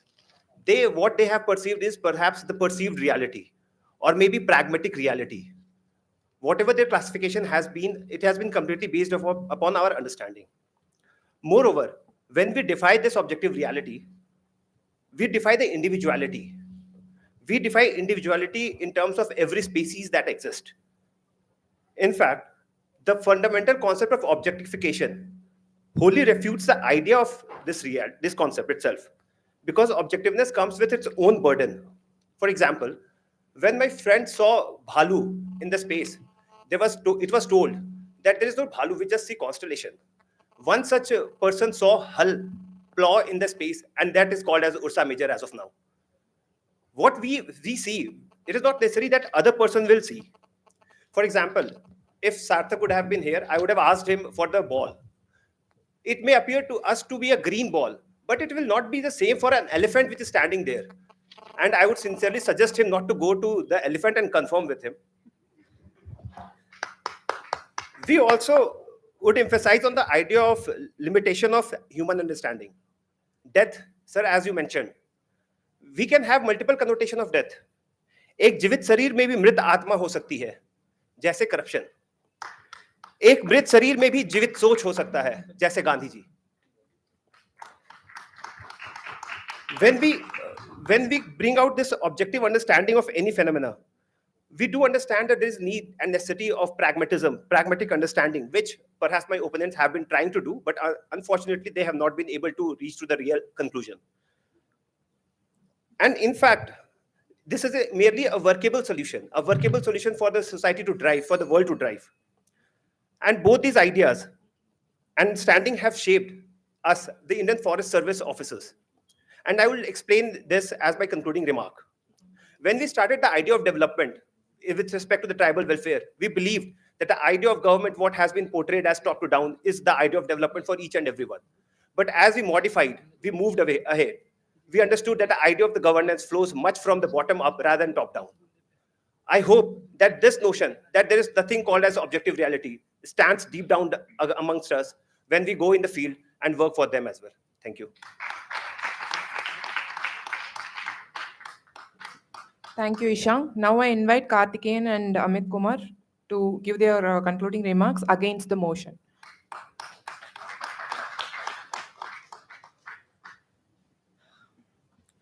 Good afternoon, everyone. To conclude on behalf of my team, सबसे पहले मैं देखता हूं कि death के बारे में बहुत बात हुई. तो किसी ने कहा कि गांधी जी की आत्मा है, अभी भी है, और जिंदा शरीर में भी मृत आत्मा होती है. तो I would like to ask a question. Can we deny the fact that a physical form of body has to go one day? So is it possible? Is it not part of objective reality? My second question is climate change real, or is it a hoax? Or one may disagree on the degree or the extent of climate change, but can we completely deny it, or the way it is affecting us? So can we say that it is not the part of objective reality with certainty? The whole point is, I'm not against the subjective reality. I'm not saying that subjective reality does not exist. It does exist. Actually, when we talk about, let's say, beauty or the idea of justice, fairness, it is subjective in nature, and it has to be. Our constitution has also accepted as Article 14 when it says that unequals should be treated unequally. This is subjective. But to completely brush aside the idea of objective reality is faulty and bit unfair. So basically, I think some people have confused here is कि we are not against that subjective reality does not exist. All we want to convince is that there is certain thing, like the topic is there is no such thing as objective reality. All we want to say is that there is something as objective reality. It exists side by side the subjective reality. So basically, this universe is complex. The reality cannot be compartmentalized into two watertight compartments, that objective or subjective. If we look at the universe, so basically it is at the interplay of objective and subjective reality. So finally, I will ask you a very simple question. If you say that there is no such thing as objective reality, how sure you are about it? If you are sure about it, then you yourself is believing in objective reality. Something is certain. And if you are not sure about it, then I have made my points. Thank you.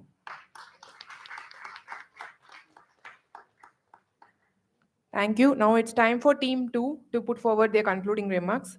I invite Abhimanyu and Amrendra to put forward their concluding.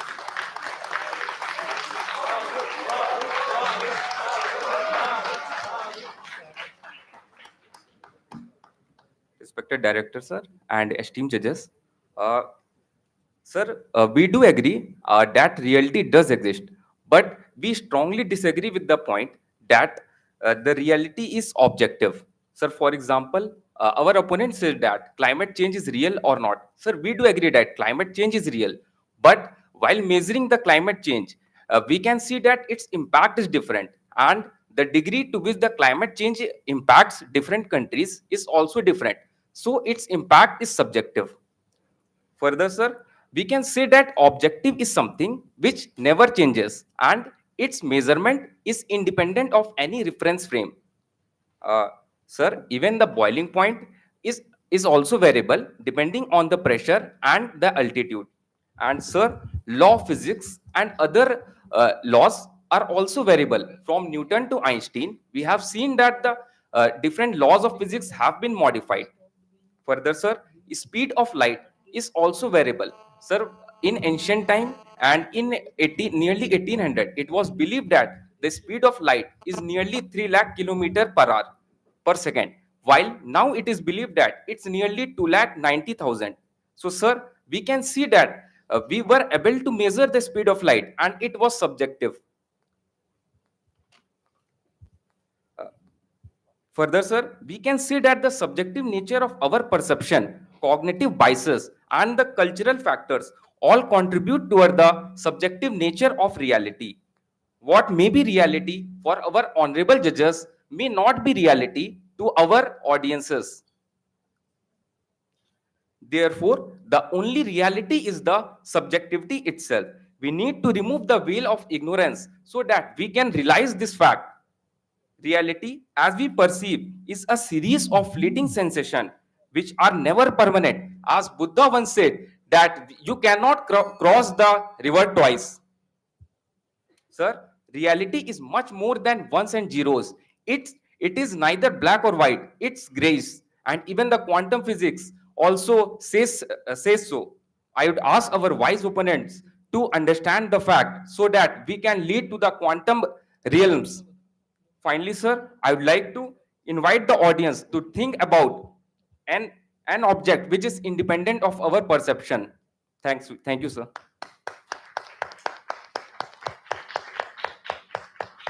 Thank you. Now I invite Shubham and Yogender to consolidate their points against the motion.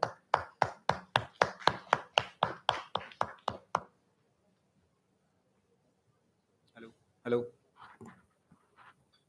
Hello. Yeah. Ladies and gentlemen, as we draw this debate to a close, let us consider what all has been said and established. We only need to prove that there exists at least one objective reality. Not everything is objective, not everything is subjective. The existence of objective reality is not merely an abstract concept, but a foundational principle that holds various disciplines together.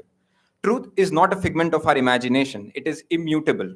While you might hold the tail and say the elephant is lean and long like a snake, I might hold the tusk and imagine it to be smooth and pointy. But the elephant exists independently. It will raid your fields as it will raid mine. The adage that the winners write history suggests that the perspective of the powerful is the truth. Yet the truth emerges amongst the fog of war. The Nanking Massacre, the Tiananmen Square, Vietnam War, the tragedy of Chernobyl, we have n number of examples. All of them were hushed, concealed, and even denied by the powerful. But truth always triumphs. Satyamev Jayate. Reality is not a construct that bends to human whims and cultural narratives. Just as Eurocentric world treated the Aboriginals as inferior, just as a misplaced right to iron rule committed horrifying crimes in Germany, just as an anthropocentric world has violated our pristine forests and exploited wildlife. This pursuit of a moving truth, of whatever fits your wishes, is morally dubious at best. Our opponents stand on a grave of billion tortured souls and speak of freedom. They speak of perception, they speak of subjectivity. Surely the perpetrators sleep peacefully at night, believing that all is subjective, believing that no crimes were ever committed. If individual perception was to decide reality, then a blind man will never hesitate to cross a road. If my opponents say that everything is in your mind, then you must note that they have considered the existence of the mind as an objective truth itself. Not everything is objective, surely, but the cardinal truths of the world will not bow to the perspective of us mere mortals. It is the human ego which puts us in the center of the universe, which argues that what we feel is real, what we see exists, and what we don't is not. कहते हैं जंगल में मोर नाचा किसने देखा मोरनी ने देखा सत्य की पुष्टि हमारे देखने से होती है लेकिन सत्य की घटना बिना देखे भी हो जाती है thank you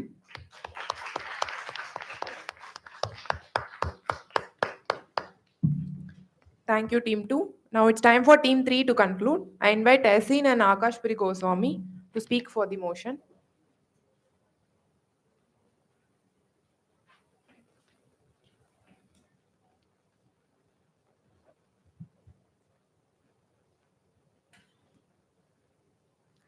As we draw near to the end of this thought-provoking debate, it is clear that the notion of subjective reality offers a compelling framework to understanding the complexities of the existence.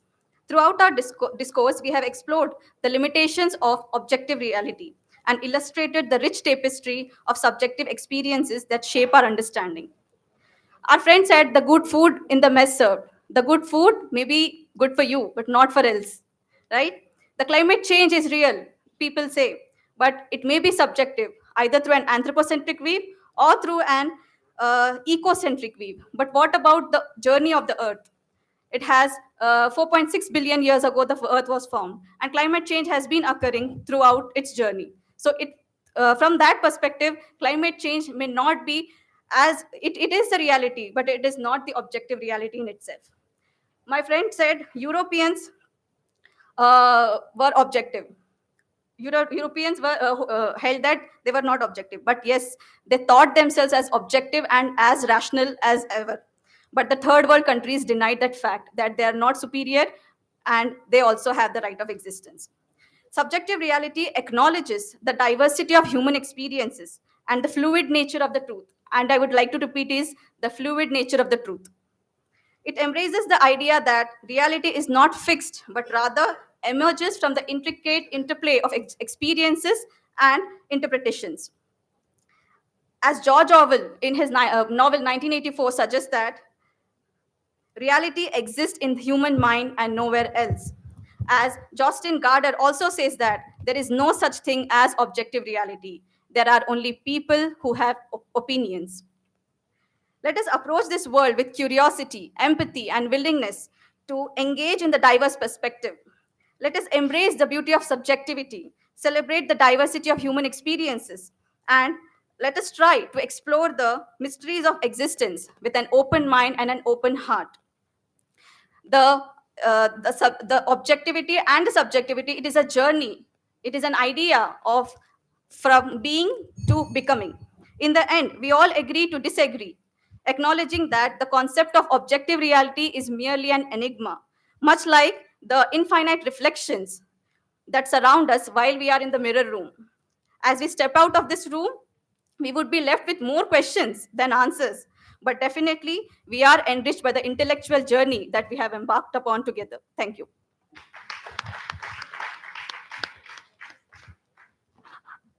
Thank you, Texine. Now it's time to our Gaurav and Sarthak to give their concluding remarks.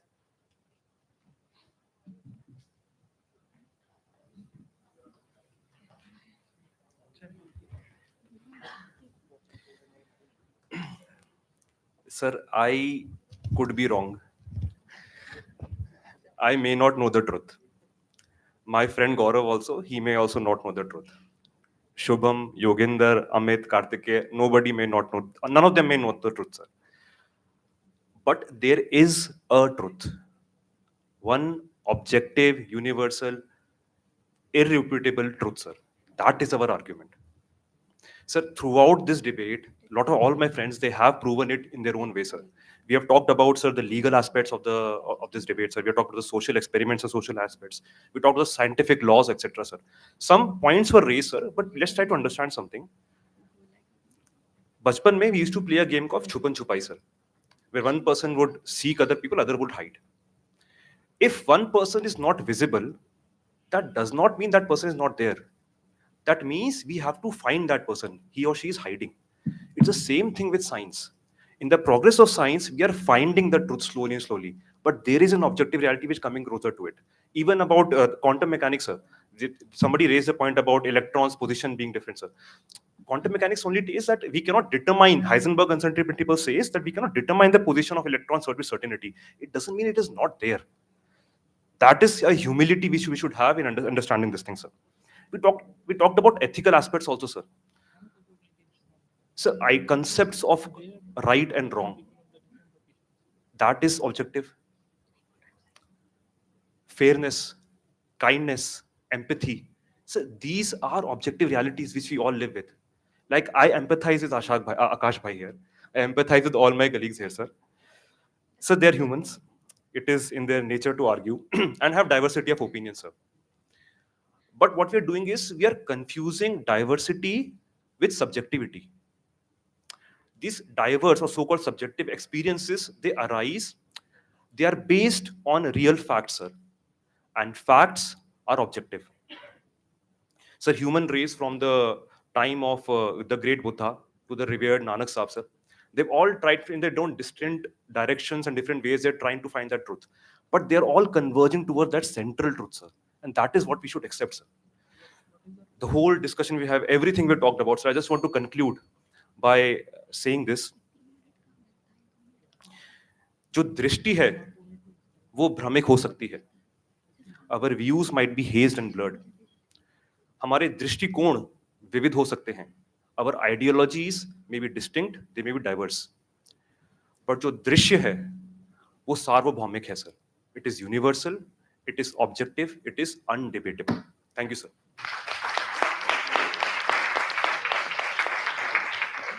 Thank you, Sarthak. We now come to the end of this debate.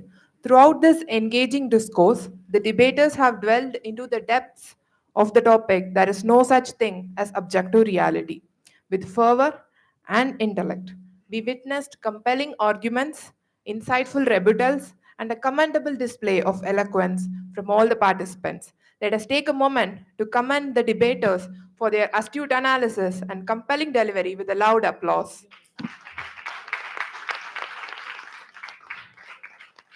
Before we calculate the marks awarded by the jury and announce the winners, here is some interesting quiz for our audience in the meanwhile. So it is a very random event, and whoever knows the answer can raise their hands. You will be awarded a chocolate.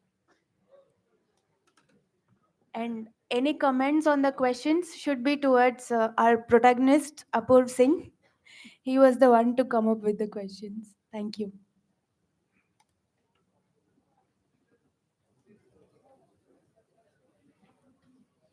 Okay, the first question is, who has won the most Academy Awards at Oscar Awards?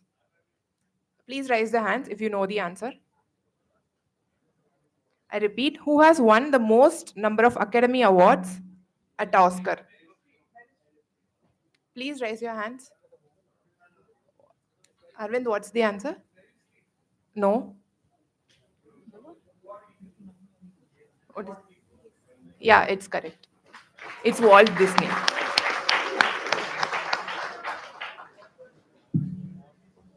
Which is the fifth letter of the Greek alphabet? Please raise your hands and answer the question. Yes, Gaurav?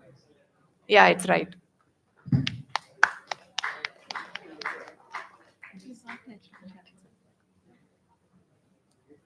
Which is the world's fastest bird? Yes, Shrikant? Yes, it's correct. It's peregrine falcon. The next question. How many bones do we have in our ear? Please raise your hands. Yeah, it's 3.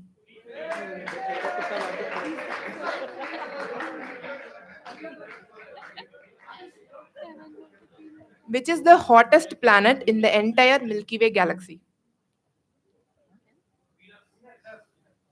Yes, it's Venus. Gaurav, you're supposed to raise the hand before answering. And not use your mobile phones, please. Okay, one interesting question. Our director, sir, was the secretary of which club during his probation days? Yes, Ajay, it's cultural club.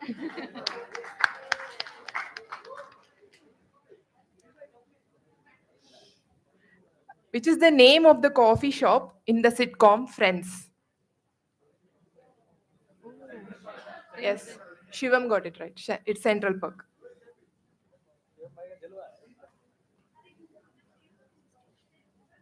Which company was initially called Cadabra? Yes, it's right. It's Amazon.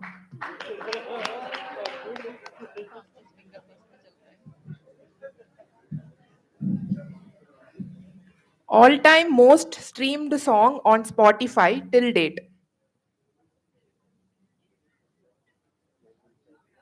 You can guess. Gangnam Style. No. Okay, it's Shape of You by Ed Sheeran. No chocolate. Gaurav, you didn't answer the question.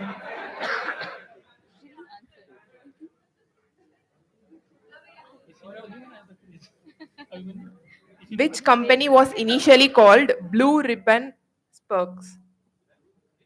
Sorry, Blue Ribbon Sports. Yes, it's Nike. Shubham.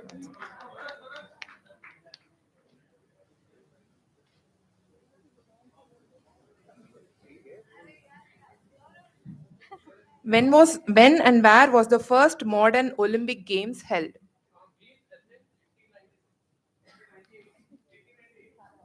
Yes, it's correct. I think Apur leaked all the answers.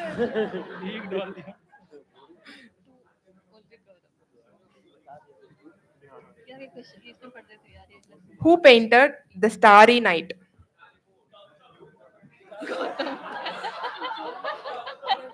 Yes, it's Vincent van Gogh.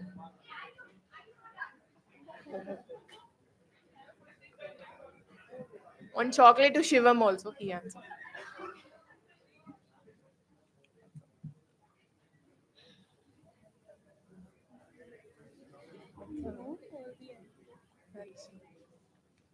We'll take a short break of 2 minutes, after which we'll announce the winners.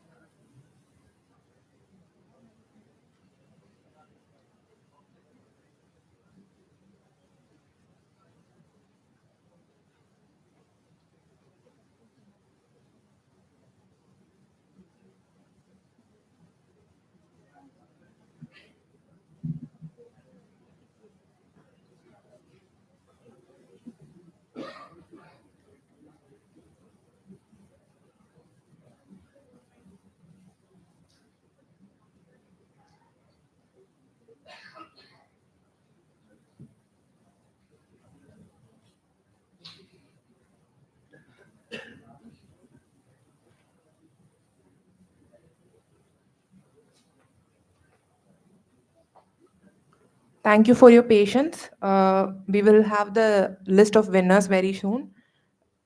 So we are announcing the prize monies. So for the second runner-up, we have a cash prize of rupees 2,000. For the first runner-up, we have a cash prize of rupees 3,000. And for the winner of this competition, we have a cash prize of rupees 5,000. So this is the split up. And we also have participation prizes for all the participants. Bajpai sir will announce the results in short.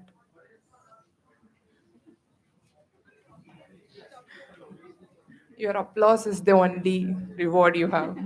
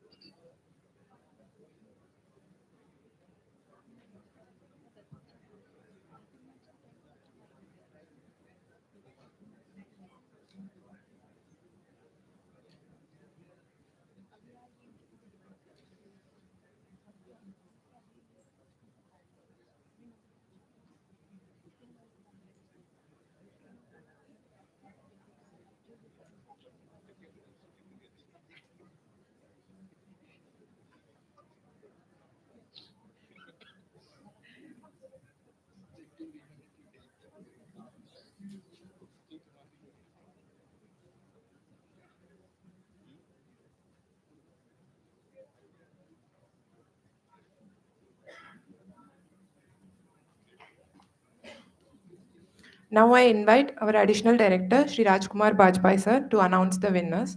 And I kindly request our director sir to felicitate the winners.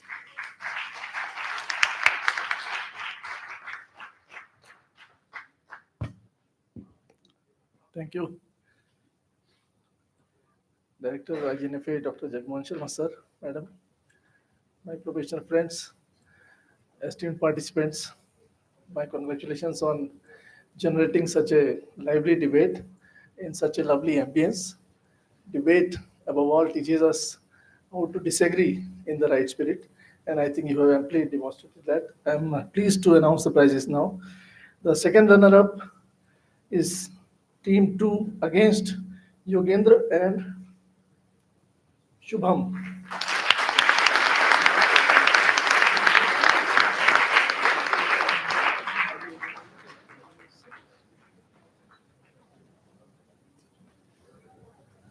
Yogendra and Shubham, please.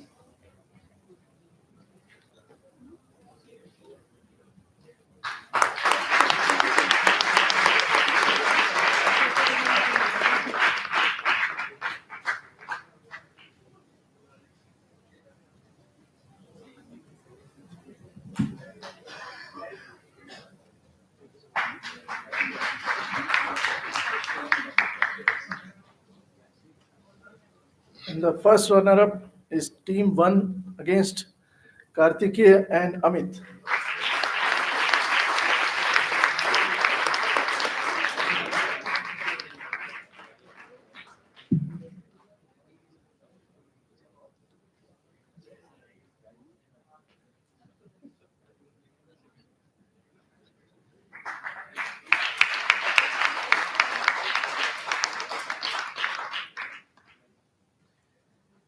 And the winner is Team 3 against Sarthak and Gaurav.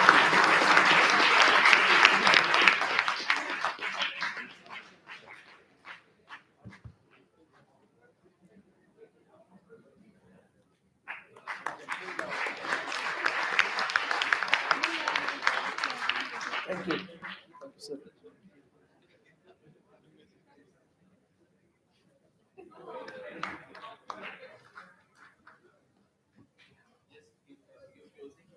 No, sir. Participation prizes, sir. The other participants are requested to come and collect the participation prizes one by one. Isha?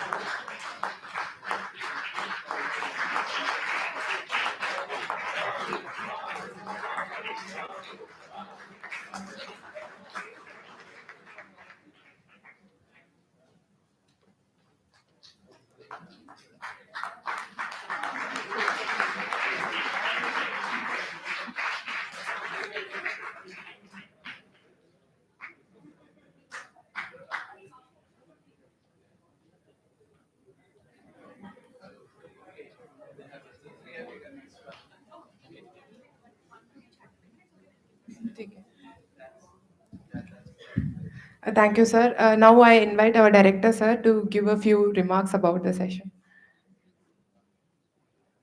This has been a great event. It seems we saved the prizes also. Uh, and great. I would think the uh, very interesting logics, arguments, and obviously humans have capacity to throw evidence and give logics. So I have kept silence all through because I've been thinking the logics that have been put. And obviously, the point that the question was not about reality, but the objectiveness or subjectiveness of it. And that's what you have been trying to defend or oppose.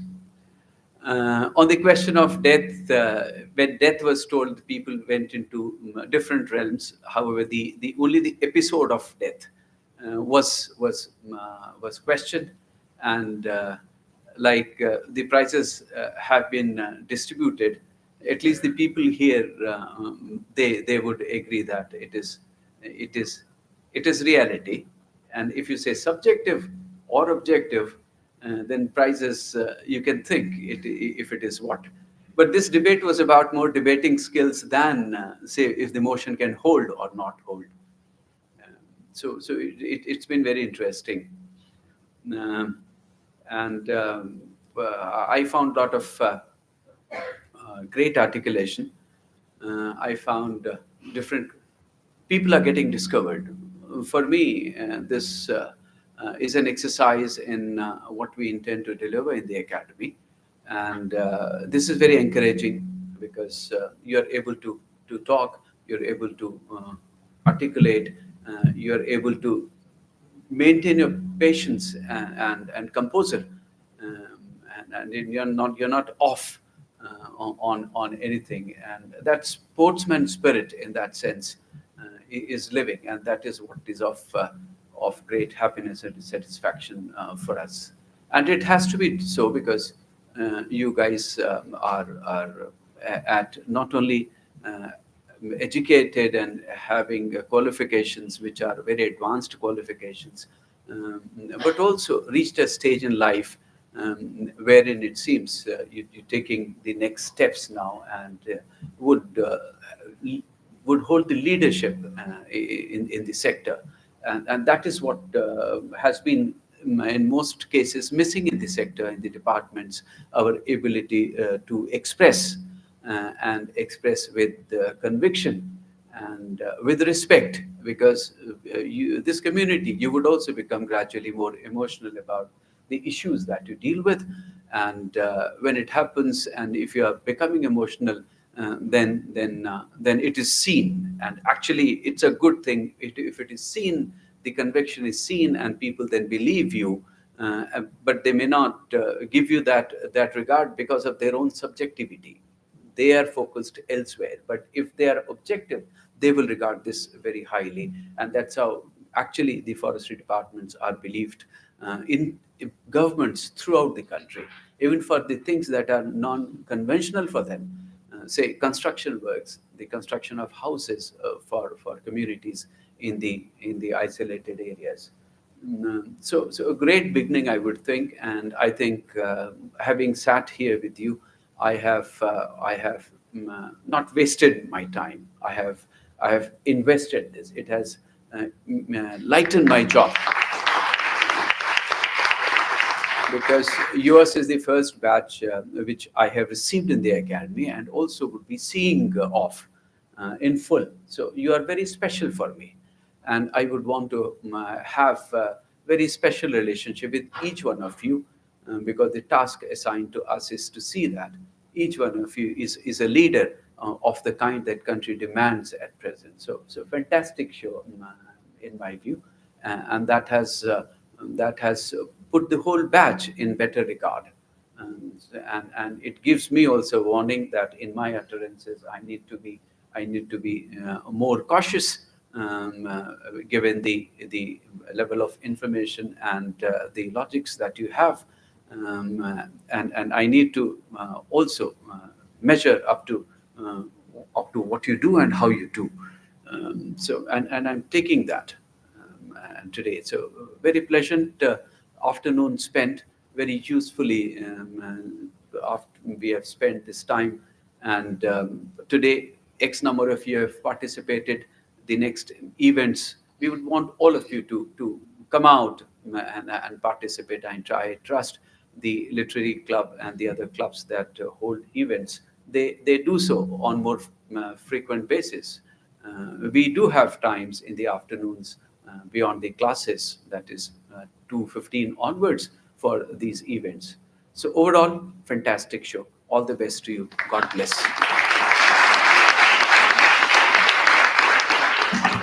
Thank you, sir. It was really wonderful of you to come here at our request and grace this function. Now I invite Kirti Chaudhary, Secretary of Literary Club, to propose the formal vote of thanks. Thank you, Neela. Very good evening to the learned gathering. Today's debate competition was an event that the whole batch was looking forward to for a very long time. At the event's conclusion, I would like to propose a formal vote of thanks to everyone today who made the event possible and successful. On behalf of Officers Club, IGNFA, I would like to thank our director, Dr. Jagmohan Sharma sir, for taking a keen interest in our events and always gracing the occasions with his kind presence. I would also like to thank Director Ma'am for always being a figure of support, humility, and guidance for us. I would like to thank all, all our jury members for making the process a fair, impartial, transparent, and successful one. Dr. I'm sorry, Rajkumar Bajpai sir, Dr. M. Sudhagar sir, Dr. S. Sabala sir, Kunal Angrish sir, Amit Ruhela sir. Thank you all for being present today. I would like to thank our course director for being a constant pillar of strength for us and supporting us in conduct of these events. I would like I would like to thank all the faculty members for taking their crucial times out and encouraging us for times ahead. On behalf of Literary Club, within the Officers Club. A special thanks to Rajkumar Bajpai sir for being the source of motivation for us and letting the clubs be vibrant and dynamic. Thanks to all the participants for being such active enthusiasts and making the event a fruitful one. Thank you very much. No event can be a success without a cheerful and engaged audience. So thank you 55th RR for being a great batch. With this, I would like to thank you all for being present today. Thank you very much.